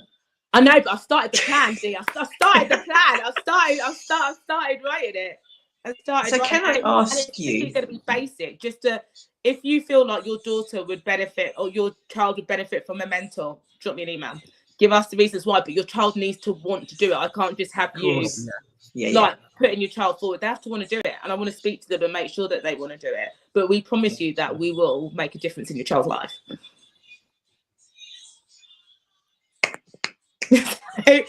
What does one say? Bar clap, my dear. So when, yeah, another mic drop. Jesus, that's pure mic droppings tonight, mate. What are you apologising for? This is amazing, honestly. So, do you get any downtime? Do you find I'm going to Edinburgh this weekend, but I was even trying to get out of that because I was like, can I really do this at this point of time? I'm like, I'm meant to be going like Friday to Sunday, and then I'm like, maybe if I change my flight and like stay on the Friday and I go on the Saturday, like I'm going through 1,000 scenarios in my head, like trying to make an excuse to like not go for the whole Friday to Sunday. No, you deserve it. So yeah, that's the plan. But I will have. I've said this. I said next year. I said I'd never do anything for my birthday in January because everybody's always broke after January and it's always cold. It's depressing. So I never do anything. But I said next year, I'm gonna do something. I was like, I'm gonna really try and like do some stuff for me. Like I'm gonna try. You have to more than try. Yeah, hold me to it. You know that. You have to more than try. For all what you're doing, you have to. Because if you don't look after you, all of this isn't going to be. No, yeah, I hear you, Dee. Oh, did you see the message on there? I know. Did you see the message? If anyone wants to be a mentor, anyone's got some tips or advice or wants to do some stuff with these girls, feel free to message me because we have a lot of talented young girls in this town and I think we need to bring them to life and we need to highlight them. And it takes a village, right? We don't just do this on our own and raise our kids. It takes a village. And I always say that when people talk about my daughter, like, she's not who she is just because of me. Like, she has a whole village who made her this woman, like, that she's going to be. And I'm thankful to each and every one of it. We can't do it on our own. So let's stick together. I was thinking, as you were saying about what you was wanting to do, Hanitha was one of the names that popped into my head. If she's not listening, I need to pass this past her. God is good all the time. Oh, yeah, incredible. A little village. Michaela, you know this is your home. I know, I love this show. It's so tough. I love it. It's so cozy and relaxing. Like, just like a free chat, right? Yeah. So, that's how it's supposed to be. So you know daytime next time I'm bringing a glass of wine. Leave some. Drop it here. We need to physically, catch up with you as well. Yes, we will do. Definitely. And Shell, Cecile, as in, do you know what I mean? Meet and have a proper. That would be lovely. Do you know what I mean? A proper catch up. But have a wonderful time. You guys too. We look to sort of like the 20th. I'm sure I'll be working on the Saturday, but it's kind of till later. So hopefully I'll be able to make it. Come and put your dancing shoes on at some point. If you don't worry about that. Just turn up. Just turn up. Don't you worry about the dancing shoes, love. If I'm in my posties uniform, so be it. I could do a shuffle. I could do a shuffle in that. Oh, you're amazing, darling. Honestly, absolutely. Keep honestly such an. You know when you're just doing what you're doing and you just think, oh, I'm just doing this and I'm just doing that. You don't understand fully the impact that you're having. Not everybody will tell you, Michaela. I'm serious. Not everybody will tell you. Not everybody. People will watch the show, but not everybody's going to comment. Yeah. No, you're right. You know, you're out and about sometimes. People going like, "Oh, what a brilliant show!" And I'm thinking, I don't even know that you know that I've even got a show, let alone. I watch the show all the time. So true, actually. Really? So true. Really? So and you're true. Like, but you don't know. No. So you got to remember this is global as well. We're online. No, you're right. So this is all it takes is everybody's for. Working. Yeah. Might find my future husband on this thing. Sorry? Might find my future husband. We did turn around and say that we were wanting to do a dating show. I think you bloody well should. Shell these days to find a good man. Come on. You never said before, Shell. Tishi's probably typing as we speak. We've got Tishi. We've got Cecile. I've got a whole bunch of girls who'll be like, yes, please. Do it. Right. Oh gosh. I think what I might have said before to Shelley and Cecile, I think I might be scrapping that. You know what I'm talking about, Shell, don't you? 2026, we're not doing it.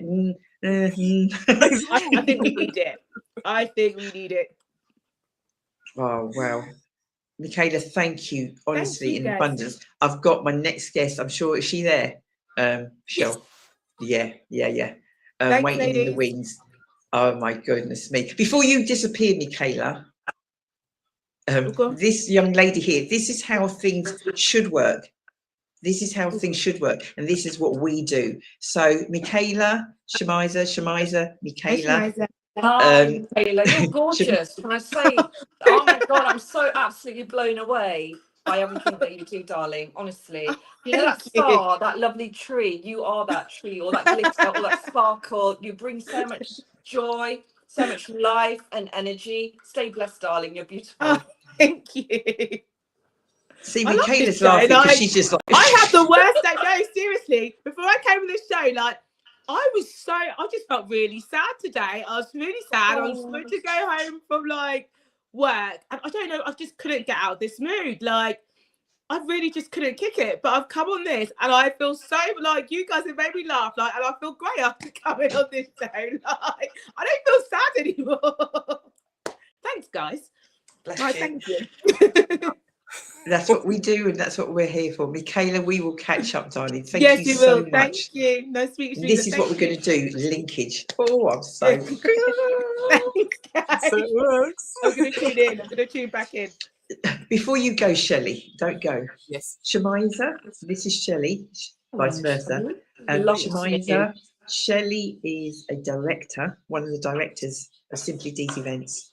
Amazing. As well as producing the show.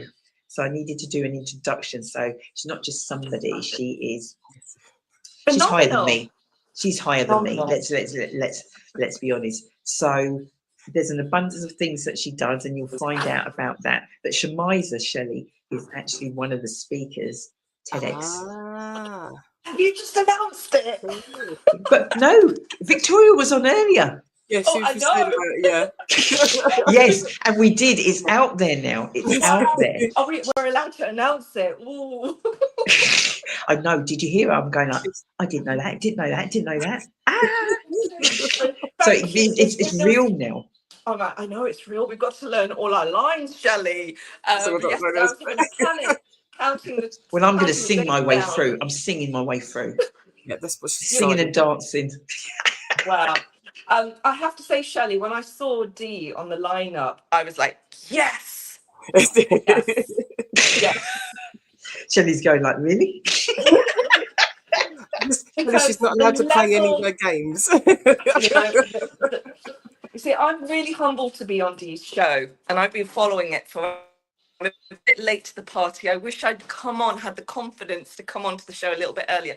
Just listening to Michaela and what Michaela is about, and the fact that I'm in my kitchen, I'm listening, I'm thinking, why is Dee's show not on mainstream? It doesn't matter, because you've just said it yourself, the globe is listening to you, and this is where it's at, right? Yeah, it's get all You're sorts gonna make me of cry. Will you reposts and stop? everything. Yeah. No, but it's that energy. It's that energy you're bringing to the table, and the level of, like, you know, the compassion that you're going in there and actually bringing real, raw honesty and truth to the surface through this camera lens and bringing people together. And the fact that Hanifa, oh my God, Hanifa Mohammed's commenting, you know you've made it. We know we've made it. Hanifa Mohammed's commenting on a show because she's another like trailblazer. Absolutely. She's part of the Simply Deez crew. Did you not know that? She's the crew. She's the girl. She's one of She's the OGs. Yeah. She's part of the Simply Deez crew. Wonderful, wonderful. Oh my gosh. Shell, I'm going to bring you on a bit later, but I'm going to have a chat with this. Sorry. Yeah, I've got Cecile. she's saying, I'll just stop it. Yeah, she's saying, hi, Hanifa. Just don't forget, I've got Tishi's update. Yes. We will do. We will be. Yeah. Yeah, we will do that because I know Shamiza's going to have to go. Yeah. Yeah, we'll do that. This is what the show is about, Shamiza. It is absolutely crazy. But I don't want it any other way. That's not want it any other way. Started 2018. We were actually used to be in a studio.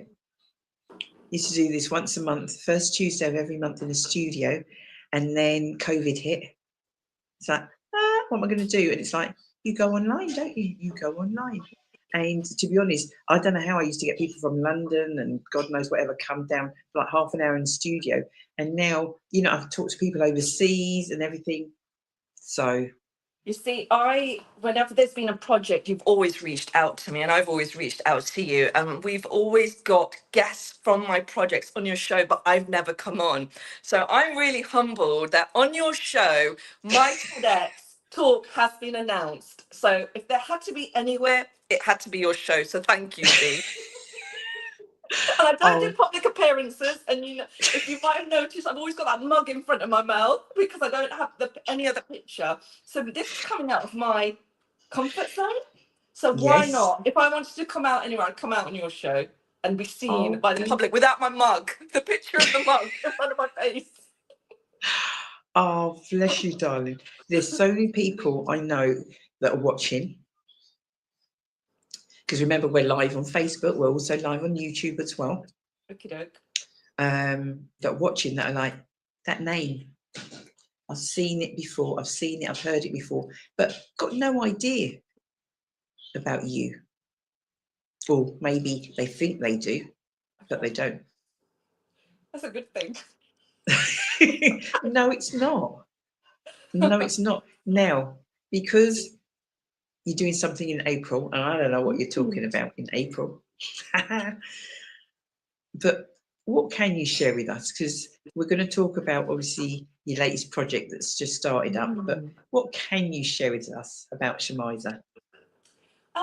Briefly. She's had a long journey and adopted Luton as her home. Luton has actually given me opportunities that I don't think my own hometown would have given me. Maybe it would have, but I think the love and the compassion and the connection that I've received in Luton through the project work, the last 15 years of community engagement and community creativity, it's I just feel that the town has embraced me through that. So I have a lot to thank for Luton, and I feel there's also this strength of female energy here and this camaraderie but amongst the women, the creatives, the community activists, the charitable pioneers, there's an energy in the water, in the air. So yeah, big up to Luton. She's not revealing much tonight, guys. She's not revealing much tonight. We're going to get her another time. Don't you worry. Now, I've been posting this flyer with a picture of a couch. Indeed, you have. It's this one. Ta-da! Can you see it? That to be the one. Yes, that's it is. the one. And it's like, people are asking, and obviously I threw a few things at you, I think, the other day, which we'll talk about. But so what is this project? So and who's it for? It's for everybody, but we're looking at the Dallo community. So just a little bit background knowledge for our listeners and our viewers is I'm a creative and cultural producer. I'm an audio artist. I'm an audio digital maker. I'm also a community broadcaster. And my new passion is audio drama making. I've been producing a lot of projects, community projects, around social inequality and social injustice, and especially the voices of working class women. And that's something I'm really quite passionate about. And so this project, Echoes from Dallo, Stories from the Sofa, is a Revolution Associates project, which I've had the pleasure of being commissioned to do. And the whole purpose of this is it's about share the stories, our sofa stories, and those conversations that we might have had sat on a sofa. Those stories that, because sofas aren't just furniture. I mean, they're memory keepers, and, they've held our stories. So, I want to get people to talk about, the conversations that they might have witnessed, the breakups, the makeups, the births, the losses. Sofas arrive with excitement when they're new, but when they're then they're quietly discarded and worn out. So this project using the sofa is the way to kind of engage conversations is a little bit quirky. So it's like a lived sofa. I'm doing workshops in Dallo Community Centre, and I'm exploring Dallo, the area, because I work in Dallo, and I've done a lot of walking up and down Dallo, and I find there's so much there is a lot about Dallo that needs to be unraveled and talked about.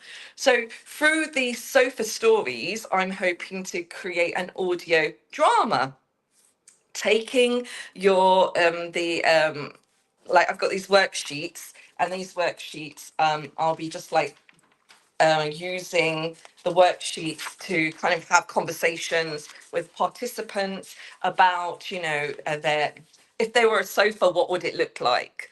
Things, and just building on the narrative from that. So hopefully it will open up conversations, and then from that conversation, I will be able to create this audio drama. So I'm looking to create 3 audio dramas, which are going to be with a community cast, with the support of Revolution Arts.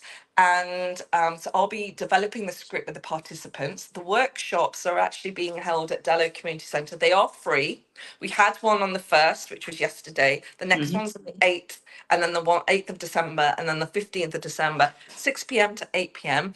Now, if you can't get to the workshop, that's fine. If you connect with Z, I can give my email address. I can actually send you the workshop booklet, and then get that sent over to you, and then we can do a Zoom conversation. I don't want people to feel that there's any barriers for them to kind of get involved. This is a very short project because it finishes in March, and then I do my showcase in April. I'm hoping that I'm going to get 3 short audio dramas, even if I don't get the audio for the dramas, and if I've got people that don't want to put their story into an audio drama, they can actually share a quote, and I'll add the quote to the actual exhibition. The exhibition will be sofas, pictures of your sofas with your quotes on them as part of the installation.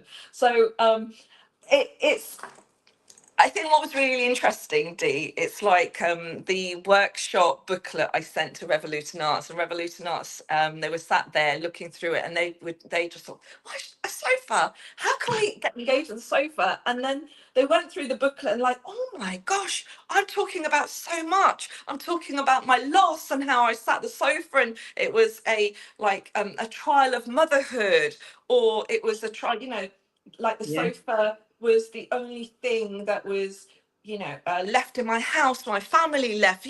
There's so much. Wow. And I think why I was inspired by this is like I went outside Dallow and I saw a sofa just fly tipped there, and I just thought, God, wouldn't that be interesting? Right. Yeah. Something from, and so. I'm Wow. really excited about this project because you just do not know what the end result is going to be if I have anything to do with it. And I know I'm babbling on, but you're going to let me babble on because yes, this is a project that I did with Revolution Arts called Trolley Tales, right? And what I did in Trolley Tales is I spent 6 weeks, another Revolution Arts Associate project. I spent 6 weeks. I should have spent 6 weeks at Hockwell Ring Community Centre. I spent 6 months there because I fell in love with the space and the community centre. I went into Chris's food bank. She's got a food bank there. Then I went into the Pastor Grace's soup kitchen on a Friday, and then there's Ian that runs the community centre, and they embraced me like one of their own. The level of love I got from there, and I went in there and just asked everybody their stories of survival, stories of through COVID, because it was about the living cost crisis. I wanted to hear how they were experiencing the living cost crisis, but not the sad stories, but more about the stories of survival. So this is like Christine Akale, and she runs like the Luton, the food bank in there. Phenomenal woman. And her title of her story is Everyone Has a Story. And then she's basically given me her story. I've put it on the back of the label, and then there's a QR code. You can scan it and you hear her story. Wow. That's how I work. I look at really quirky ways of engaging people's journeys, even though that, we are struggling in so many different ways, but making it playful. And what was beautiful, I did 100 tins. Oh, wow. And so I wrapped 100 tins and we put them in the mall and had people come and see it. And this is like Shopping Broke, Looking Rich. Tanisha Hector, her story is on there. There's poems, there's narration. There was this beautiful piece, A Recipe of Love, which this absolutely gorgeous lady, forgive me, I've forgotten her name, and she dedicated it to her husband who she lost. And he introduced the food bank to her to keep her busy. And she sat with me and she was like, I have nothing to say. But every time she spoke about her beloved late husband, her eyes lit up. So I said to her, why don't you do A Recipe of Love? And she created a love poem dedicated to her husband, which had all the ingredients of like their life. And then we put it on a tin and we wrapped it around.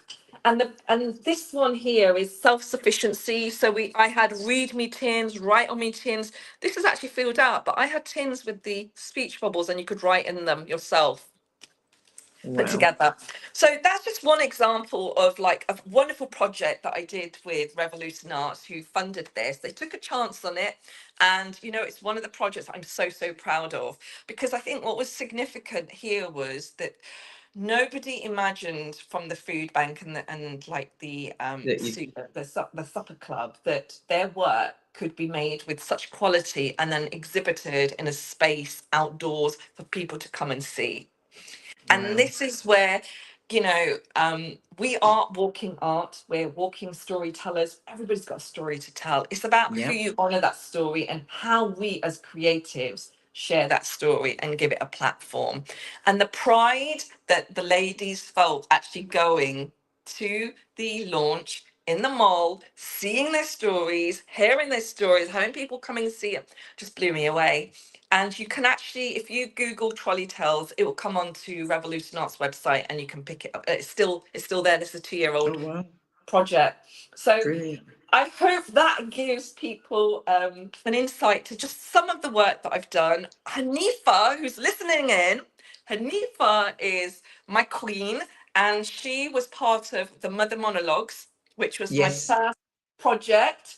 And the Remember. Mother Monologues, just before COVID, Yep. 2 weeks before COVID, we launched that, and that was Resisting Austerity, and Hanifa's amazing piece regarding her mum, her late mum. We had the blessed opportunity to kind of have her story as a monologue presented by Hanifa as part of that project. And what was really, really remarkable was these were ordinary women living ordinary lives. These are women who were carers, who were mothers, and I was exploring their lived experience, their journey of motherhood through times of austerity. And austerity at that time was a word that we weren't familiar with, as we are now. And it's the way that they filled out the hat factory. The number of people that came to see them, people blown away. Hanifa's piece went on to be featured as part of the Edinburgh Fringe Festival. Remember? Yeah. The Fringe, yeah. So that piece, it travelled there. Like, you know what? The way our art travels, Yes. and there's spaces for it that we didn't think we have the ability to even imagine. But you need to, you know what? If there isn't a chair, bring a bloody sofa. Right? make your presence felt, because they won't know you until you arrive, and don't let anybody be the gatekeeper in your potential. And Hanifa will agree with me, and even like many other women of color, how difficult it is to kind of get your work recognized and give yourself that level, that same level playing field. And I know how hard I've worked. You know, I'm a solo parent. I've got 6 children, right? So this is my bread and butter. They drive me. They inspire me. My eldest is 22, and he's always like, "What are you doing next? What is this?" And you know, even though my youngest girl, she's like 16 now, but I think she was 11 when we did the Mother Monologues, and she fell asleep in the audience. It was hilarious. I could hear somebody snoring, and she's snoring at the back, and in the car, really loud. She was so exhausted. So I used to drag my kids everywhere. Like, I didn't have the childcare in place. Like, you know, you're going to come along with me, and people wouldn't, like, if I didn't have my kids behind me in like little ducks, they'll be like, "Okay, you look a little bit empty." But we do it for our kids to leave legacy. We do it because if nobody else is telling our story, we need to tell those stories. And this is about like the stories of Dallo, like you've not experienced Dallo before. There are stereotypes. I'm a Lee Grave girl, hot girl wing, Lee Grave, that's my area. So I'm venturing into Dallo. Dallo is like where I work, because I work at Inspire FM. Okay. And I work there part-time as a radio producer and presenter. So, but I drive through there. I've walked through there. I've seen the changes. I used to live there for 14 years. Yeah, and I want to honour those experiences in this piece of work. I've said a lot, haven't I? You've not done bad. You've not done bad. So, yeah, that's so if anybody would like to get involved, Shemiza@outlook.com. That's SHEMIZA@outlook.com. You can attend the next workshop, which is free, from 6 to 8 p.m. at Dallo Community Centre, room 3. But I'm sure that Dee will like touch base with anybody who's interested. Yeah, the information is going across on the ticker. We'll be sharing. Yeah, that's Shelley for you. Yeah. And we'll share that out. Now, just getting that clarification. That's what they think of my work, Hanifa. Hanifa's like, we had such a great time. Honestly, I did, Hanifa, and that's how I crossed paths with you. And it was just amazing. Yeah. That's thrown me, actually. I forgot what I was going to ask you now. Shelley's what was going to say? So the Dallo project. Do you have to live in a Dallo ward to be part of this? Question. You know what? No. Listen, I'm open. We don't need to tell anybody. We can take somebody else's postcode and put on the evaluation. Nobody's got a hole in this bit yet. Listen, I want people's stories. I want your sofa, pictures of your sofas. Get those down to us as well, and we can, you know, we'll make it work. Honestly, these projects are for everyone. We don't want to restrict anybody. And I'm on 2% battery. Sorry, just thought I'd say. You've taken up all of that. You have, not me. You. I know. You've done, for somebody that does it, you've done it extremely well. Oh, bless you. No, I'm serious. And I like the fact that not only have you spoken about this, but obviously what you've previously done, which has brought life to me, listening, as in, like, I can imagine then what this one is going to be. Yes. In terms of standard wise. Amazing. I hope so, because amazing. It's like, you know, you're only as good as your last project. But if people can remember your last project, and then that says a lot. And if people, yes. Project Trolley Tales end up in Cambridge, because they were doing a theatre piece around, like, cashiers and the way that the shopping assistants has changed since, with all this, like, self-checkout. So yeah, and I am really excited about this project because I'm getting so many amazing stories, and, you know, and I'll be honest, be raw, share your experiences. I'm not about pretty. I make pretty things, and I make them playful, but they're hard-hitting issues that impact us, and it's universal. We're all universally connected by them. Oh my goodness me. You will obviously be back on now that you've had a little taste for the show, Shmiza. I expect you to come back on. Do you know what? I will. I'm like, I am, because I really like your show, and I don't give anybody, I'm really, like, very, very camera shy. But I love it. Find it hard to believe, don't you? I am really, like, where's my cup? Put it in front of my face, use your picture. But you know what? Look at that, Shell's back on. Yeah, I've got to get out of my comfort zone and, you know, celebrate, like, the work that we're doing and what celebrate the work that, I know it's not just, but you have to celebrate you.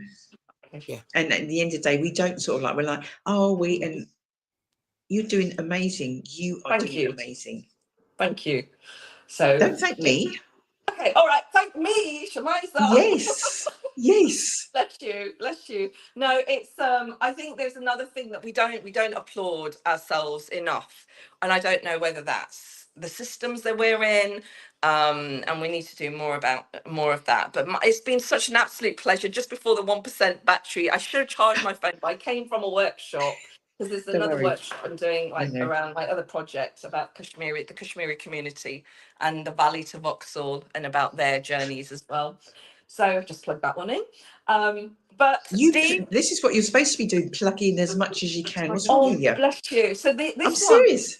It says the 1%, just in case, folks, if I cut out, it's because I rushed from another workshop, and the workshop, and I didn't get to charge my phone properly. So this one is from where we came from and now where we belong. It's from the Valley to Vauxhall, Kashmiri journeys to Luton. And this is kind of the Pakistani Kashmiri community.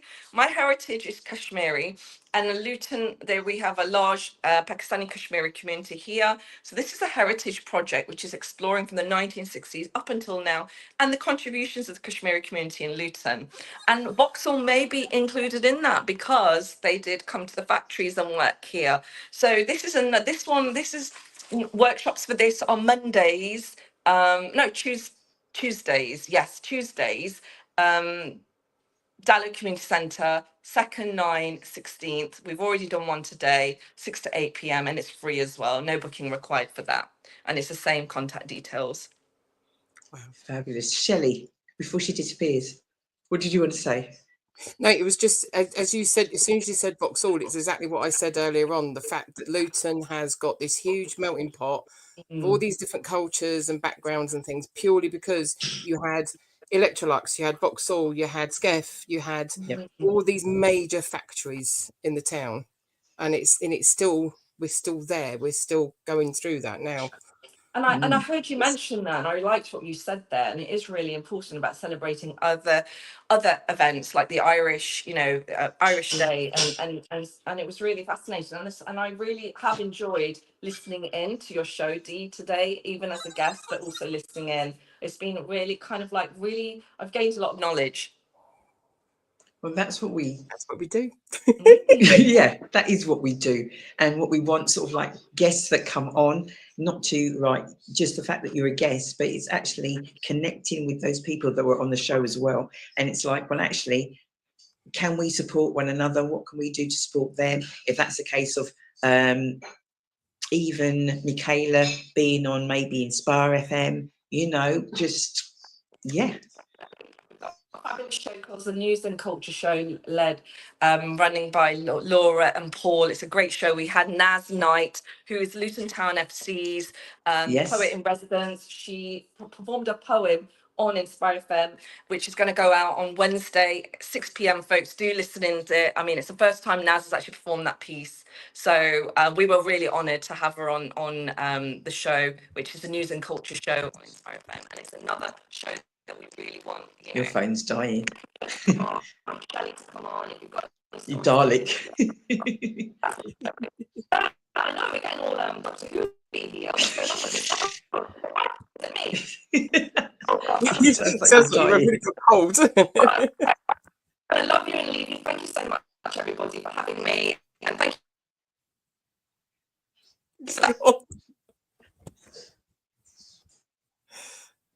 I take it she's gone.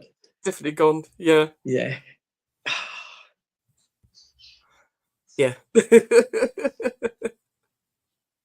I'll just put the link into Inspire FM as well, because they do have some amazing different shows on there. Yeah.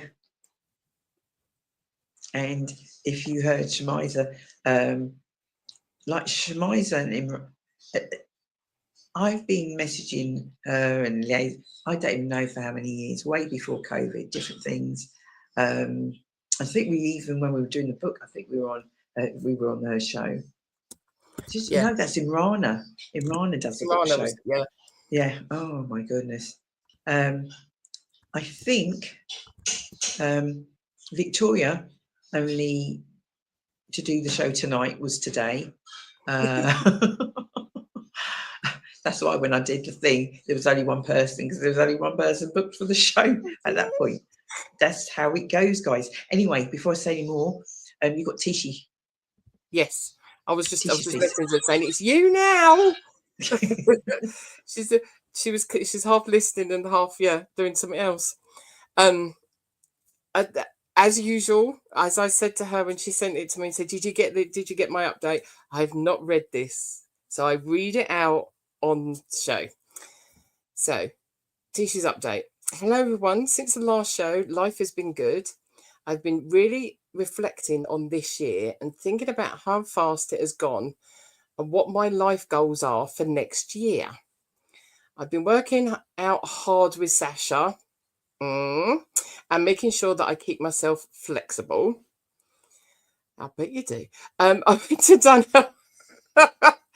I went to Dunelm a few weeks ago and bought some new bedding, and I saw some nice things for my living room. So I took pictures and sent them to my mum. I like that. I'm not going to buy them myself. I'm going to say, Mum. Dad and I have been cooking a lot lately, and last Wednesday he cooked my favourite curry, mutton, and it was delicious. Where was our invite? And on Saturday we cooked crispy duck with spring onions, cucumber and pancakes. It was really yummy. Oh, man. Yesterday we put my Christmas tree up, and I'm looking forward to our Simply Deez celebration on Sunday. I hope that everyone has an awesome Christmas and New Year. Till the next time, people, stay blessed and keep following your dreams no matter what. I want duck now. Oh, Jesus. For crying out loud, Tishi. Look, think, when you write and send something to Shelley, don't mention food, don't mention cake, don't mention... I did that. She hasn't said it, but if her dad's been round cooking a lot, do we think they might have partaken in a little bit of a drinky too? Maybe just a little bit. Just a little bit. Just to make you whistle. Just a little bit. Do you remember what I told you about the picture? Yes, yeah. For her birthday. Oh my gosh. So to think it's 20 to 10, it's just flown. It has. It really has. Absolutely flown by. So if you have missed out as per usual, and you're thinking, so who was on the show? We had Victoria, who's bringing TEDx Luton. Who's Ted? Huh? Look it up. Watch the show. TEDx Luton, 15th of April, 26. Yeah, I don't know what to say. That sounds incredible, amazing. 15th of April, as I said, next year. Who else did we have on? We had on, everybody's a friend of ours, Michaela, who, did you hear what she said, Cheryl? And I was going like, we were the first. That's for me. That's for me. I can come next time. Look at that. That's for me. That's for me. Oh, Jesus Christ. I need another producer. One that's going to, one that I can trust. One that I can trust. That, yeah, Michaela, who, I don't know, absolutely incredible. So obviously she's got the dementia cap and all that goes with that. Because it's not a little group anymore. It's not just, no, it's massive. Not just one little bit that's a couple of tables. If you go in Beach Hill Methodist Church, she's taken up all of it. There's a lot that goes on there. Yep. And it's not just, it's not what you think. You think in your head, you might be thinking, why would I take mine to something that's going to be probably boring? Far from boring. You need to see the videos. You need to, their social life's looking rather better than mine. It looks like it's happening there. So 20th of December. There is the top talk table, yeah. Yeah. And actually, I've spoken to someone about Shemiza's project. I know I'm talking about Michaela and I'm jumping around, but let me go back to quickly. Michaela, it's the 20th of December, isn't it? Yep. Is it 4 till 9? I think she said it is. Yeah, she said till 9 now. And yeah, support. Do you know what I mean? We can't support everything. We get that. We can't be there. But do you know what? Please, please, please, the least you can do is share. I haven't seen it. Don't say you haven't seen the details. We share these things. It and then share it. That's all. That's a minimum you guys can do. Share the event. Just because you're not attending, but I bet there's somebody that you know, and that's how it goes. And it's like, oh, I wish I'd have known. I could have taken, or so and so at works, blah blah blah. They would have loved to have gone. That's how it works. Yes.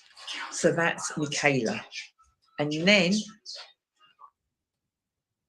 by Shelf. That is followed by, oh my gosh, Shemiza. Shemiza, never been on the show before. She just messaged me. Sorry about the obviously fading out. She said her phone was going anyway. So many different projects on the go. And if you heard her correctly, the project, that the sofa project, and you know how things are, and it's for, so predominantly, I'm sure it would be for the dollar, but you can still apply or get involved if you are outside of that. And I did message her yesterday because I thought a few of the Simply Deez crew that potentially you physically cannot make it to workshops. I said, how are you gonna, how do you cater for those people? How do you, and she said they can get, as she showed the booklet, the workshop booklet, and she's happy to do like a Zoom call with you and just kind of, and that way then, T. Thomas, I hope you're listening, because I do believe that once again, that's something that potentially, if you wanted to get involved with, and do, and I think that would be incredible. So this is hopefully, I think she said March or so next year. I know somebody's got a big birthday next year. Yeah, there might be. There might be. And don't know what her plans are for that. So, but other than getting drunk. Shelley. Hanifa, it's good to see you online, darling. Thank you for watching, supporting. I'm sure I saw that you will be attending on Sunday. Can I just, I was just thinking then, you've got like creative workshop and you think of all the stuff that even though she doesn't come on, like she says, she doesn't show her face, like Shemiza then said sort of, oh, it's not, I'm not that person that puts the face out there. Michaela, a little bit the same, that she doesn't, yeah, everyone says it's great, but yeah, I'm just doing what I'm doing. We've got to have this kind of thought that, yes, be nice to yourself. Would you tell anyone else something odd? I posted on my Facebook page, a friend of mine that does work for Unison, and he does a lot of with the sort of like gay rights and that kind of a thing with Unison. But because it was HIV Awareness Day, if you like, yesterday, he posted his story. And it was the first time that he has done it personally himself. He's been on the Unison stage and spoken to a couple of 100 delegates at a thing, and it's fine. But he shared his personal story. Now, the piece that he did was amazing, and he shared it on the Facebook page for his local area. But the national social media saw it and posted it on theirs, and he was so shocked that it went nationally, and he didn't have any confidence in himself of his own story. Would he come on the show? Would he come on the show? Yeah, I could try and get him on. Yeah, it's like I said. I've said to him that I do the same. I'm happy sitting there and sharing other things about what other people are doing, but not necessarily you feel confident in your own story. And it's almost like it's imposter syndrome. It's that kind of a thing. And I just think everyone needs to use the kind words on themselves. What was it that I saw post? I'm sure it was today. It might even have been that Louise Clark. Oh, yes. That posted something and about just, and some people, it's just words, and it's like, oh, be kind to yourself, no, or say nice things, or Louise was talking about how we talk to ourselves and how, I don't know, you might, whatever it might be, and we don't talk kindly to ourselves. And you're like, oh, what are you talking about? When you say that and you really take in what I've just said, that we don't talk kindly to ourselves, it's like, oh, I used to, or say you've done something, I don't know, you might have dropped something or whatever it might be. Instead of like, oh, never mind, oh, used to, you do. Yeah. You silly moo, you probably say something stronger than that. But, all these kind of things, it's not good for us. That's one of the things that I with the PMDD thing that I'm kind of going through. When I'm in I've been calling it feral weeks.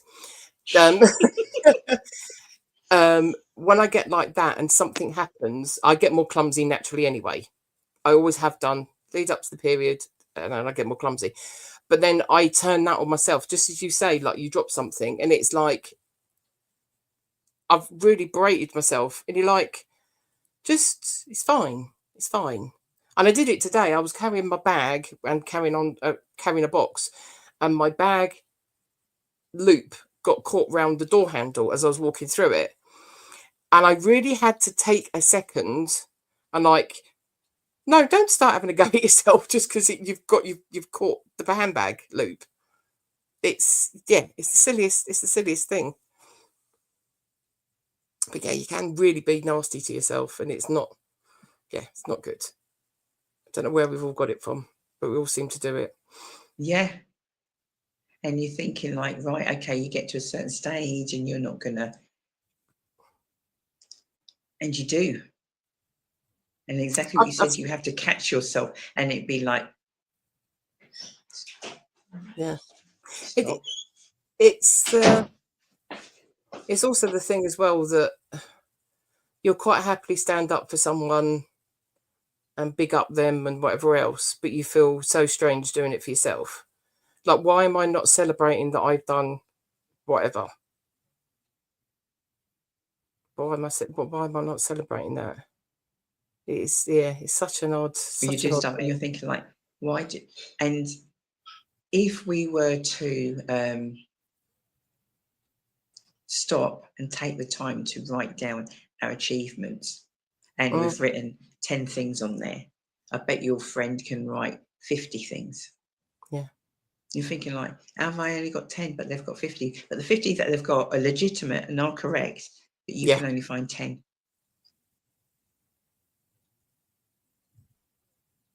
Yeah. You know, and it's we need to change what's up here and how we just, and maybe, because I know what I said, these are the kind of things that I'd really love for us to work on. And I love the additional thing that Michaela's doing also as well. So if there's people out there, please watch the show, because you may want to, I can't do this, I can't do that, but do you know what? I wouldn't mind being a mentor. Yeah. There's all sorts of different ways that you can mentor, sort of like just on the phone, just by text message, by video calls. It's, there's so many different ways you can, you know, the things and the people that we get on the show and stuff like that. Well, I can't do that, and I can't do that, and I wouldn't be any good at that, or I'm not. Says who? I bet your friends wouldn't say that about you. Yeah. But this is what we're talking about now. But you're going to say that about yourself. We used to do a thing called, we used to have like goddess parties, we called them. Sort of like the late teens kind of era. And as part of it, you'd have a notepad with your name on it. So just a smallish notepad. And after you've talked, so some people, we might all know one another, or it might be a few new people that have come along.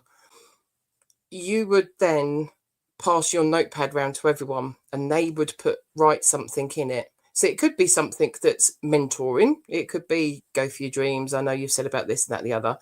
Or it could be something like, I know you talked about this.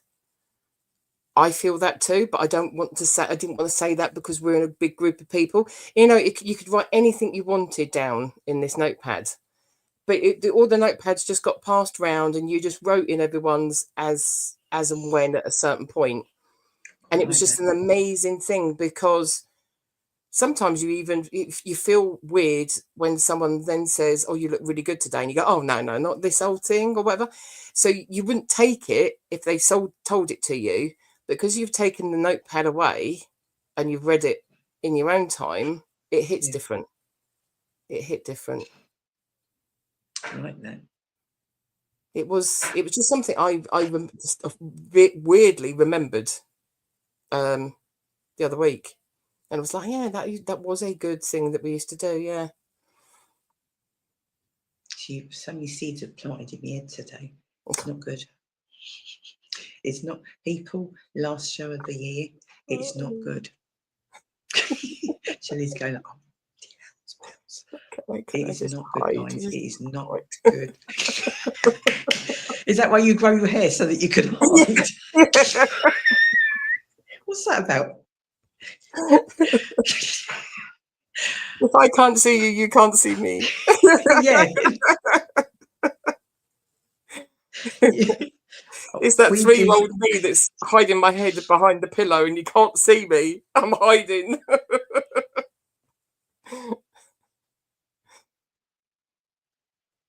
Isn't that? Yeah, even that has just planted something in my head. As in, what would you be telling? You know, when they say your younger self, but you 3.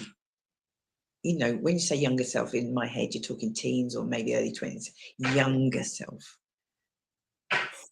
Anita's just kind of like said similar thing. Yeah. Yeah. Because it's something that if you always get told, yeah, another project. But if you No, always not get told, side. Simply yeah, Deez it's events. part of it. Yeah, I know it's not side, but yeah, just another project to add into it.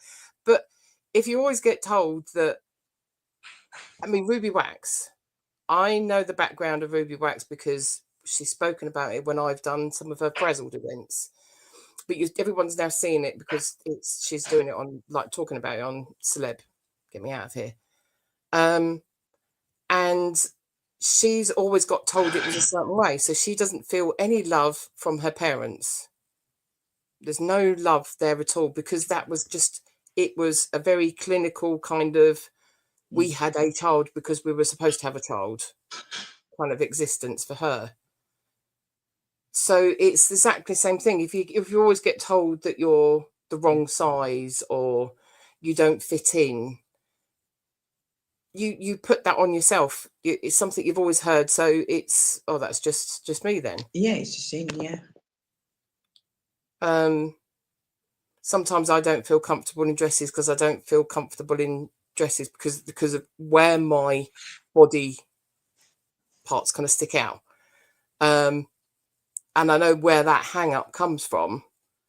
But now where I've now got the confidence that now I've said that, I'm going to have to wear a dress on Sunday, aren't I? Are we going to do a proper dress up? I'm not going to be the only one wearing one.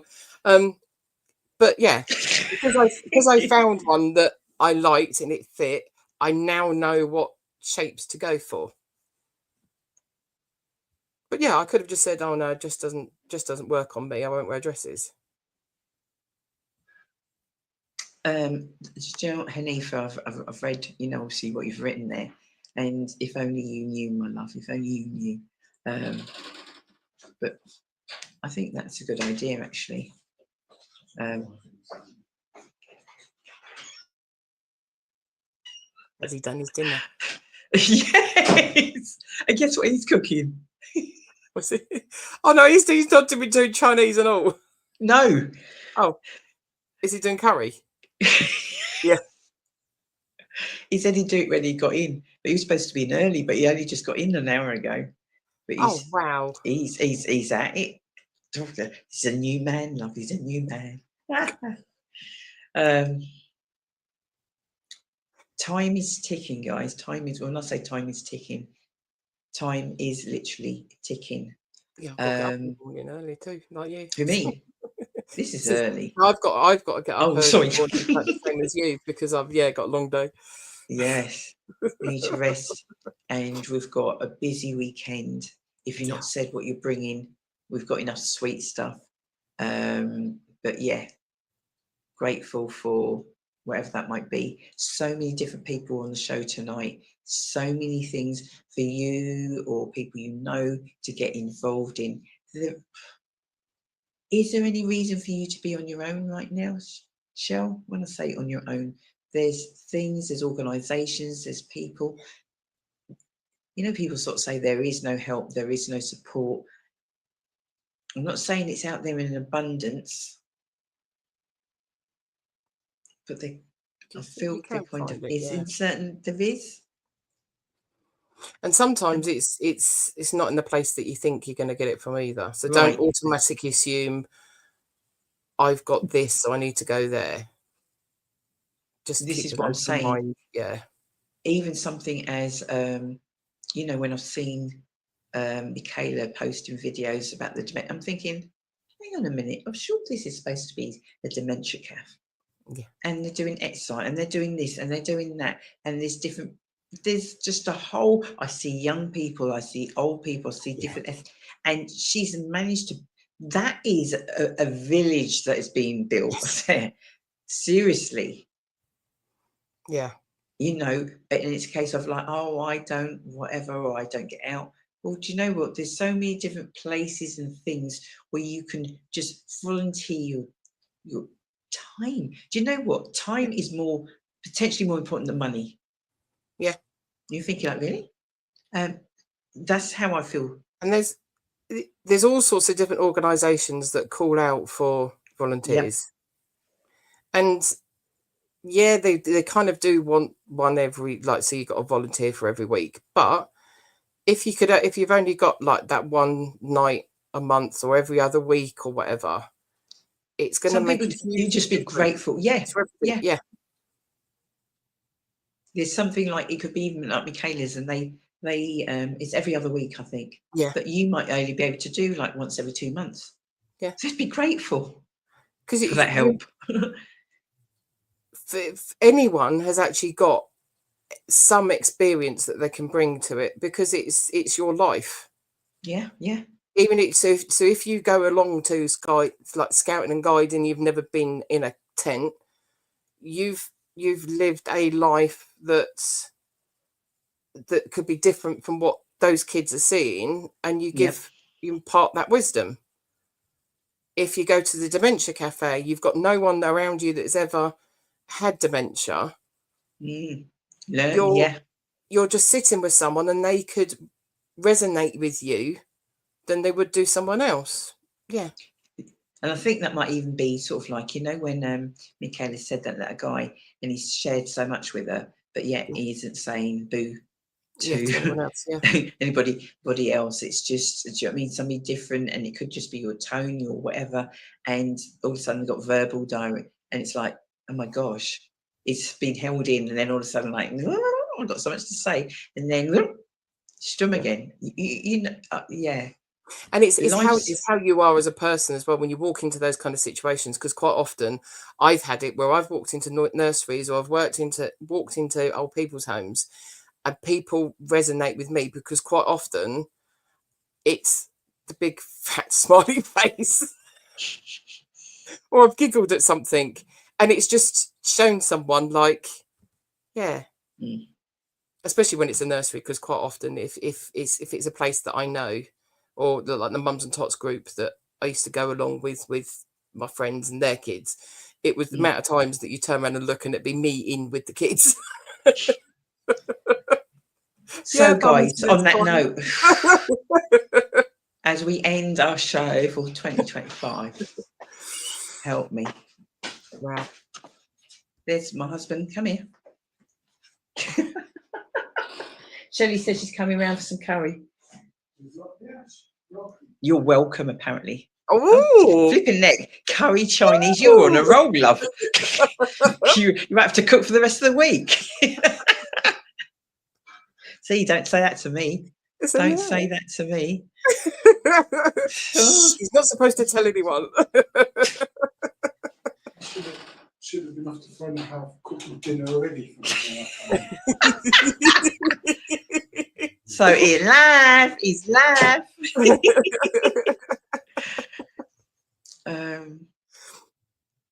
Yeah.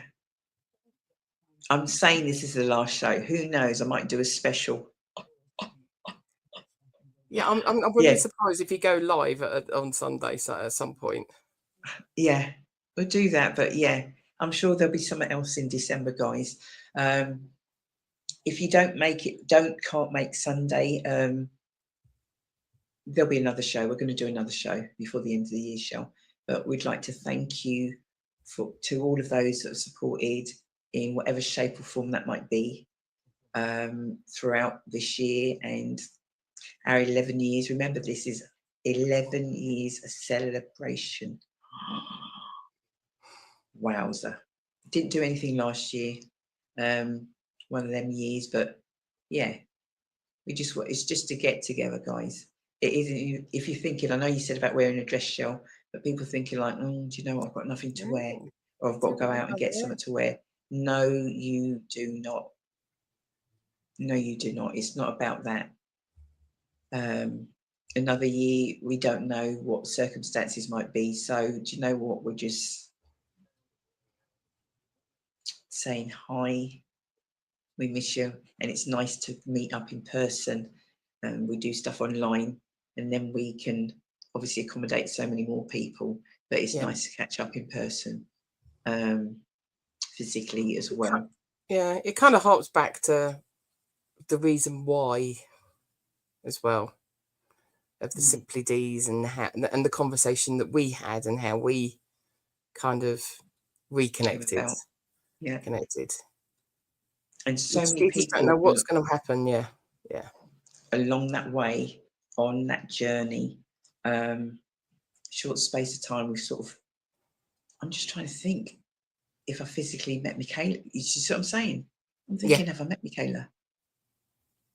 I can't remember. I don't think I have. Oh no, I think I met her once. At whatever it might be. But I know my mum so well. Yeah. This is what I mean. It is a small world. Guys, before we go, always try and live good. And by that is do the right thing. Do the right thing. Treat each other well. You don't have to love people, but treat each other well. And if you don't need to speak, then don't speak, rather than be saying things that, I think, I can't remember, I'm sure it was, do you remember when we did that youth event? I'm sure it was with Quinton and Quinton Green, yeah. We talked about, sticks and stones. Words will never, that's so untrue. Words will never hurt. Yes, they do. But that's kids. No, they do hurt. And you don't forget. No. You don't. It doesn't and matter. You use those words against you as well, because you will then reflect on the time that you were feeling. Yep. So we're just saying, be mindful. Reach out if you need to reach out. We've got a whole, well, I'll say we, Shelley, has got a list, which I'm sure I don't know, maybe you could do something, Shelley, that you share, the thing of hope or whatever it's called. Yep. I could put it up on the screen actually. That thing of hope, and maybe share it out. Maybe it's something that's shared even like now, the pressures of this time of year. It's very hard. We sort of say like, oh, don't take it on board, or don't take it. It's not easy when you've got kids and there's family stuff going on. I mean, that's exactly what that Hub of Hope, that first website that comes through on the ticker, that started off just for mental health. It was Chasing the Stigma, I think the charity's called. Yeah. And they just wanted independent little charities and projects that have got a database that you could put your information on. So you could put your postcode in and it would come up for your mental health helplines and drop-in centres and like those kind of cafe kind of events and things. Now it's everything that's on there, because everything is affecting your mental health. So if you want debt problems, domestic abuse, marriage counselling, children's issues, so if they're excluded from school and that kind of thing, it's got everything on there that you can put as a charity and as a project. So if anyone's out there that wants to do it, you usually just go on there, you put your details through, they just quickly just double check it, and then goes live on the site. And you can even put in a couple of things. So if you're looking for something like debt relief, it will come up. So you can put it down to things that are open now. So you're having a crisis right now, things that are open right now for you to contact. So you're not going through, oh no, that one's closed. Oh no, that one's closed.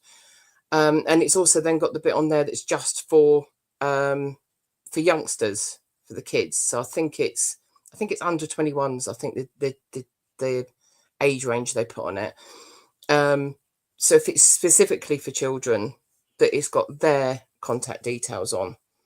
So it's an amazing thing that started off small idea, just for mental health charities to have their details on, because there's a lot of charities that are plugging these holes all across the UK. But then when you say mental health, it's it's everything that is then involved. Yeah. So it's an amazing website. It really is an amazing website.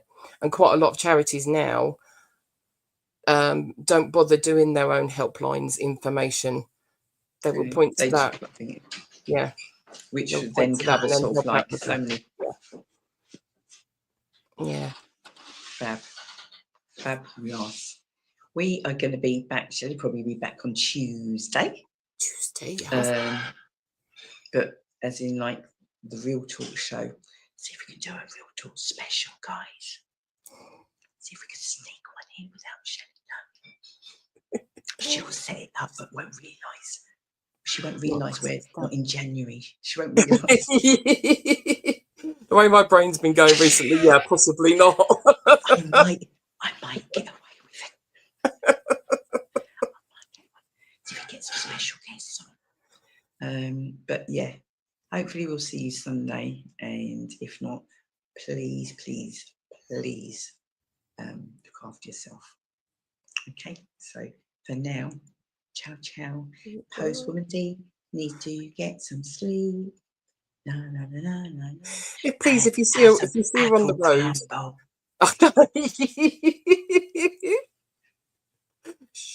Yeah. Did I shout that out loud? You've been hiding that, haven't you, from him? Try to. He hasn't seen what's left. I took some to work this morning, and then I came home and had some. And I'm like, I swear this was a full dish last night. Oh, God. And I'm going to have some more before I go to bed. So, yeah, so if you wanted to know what I'll be doing at TEDx. Apple crumble. No, what I will be doing is, you know, that video that I sent with Janet Kay and Judith Jacobs. I was like, that is so me, isn't it? Very much. Oh, you don't know.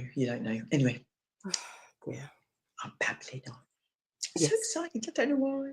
What a wicked show. Shemiza, Michaela, Victoria, Shelley, Cecile, Tishi, Thomas, and to my mum, get well soon, darling. We love you loads. We do. All right. See you later. Thanks, guys.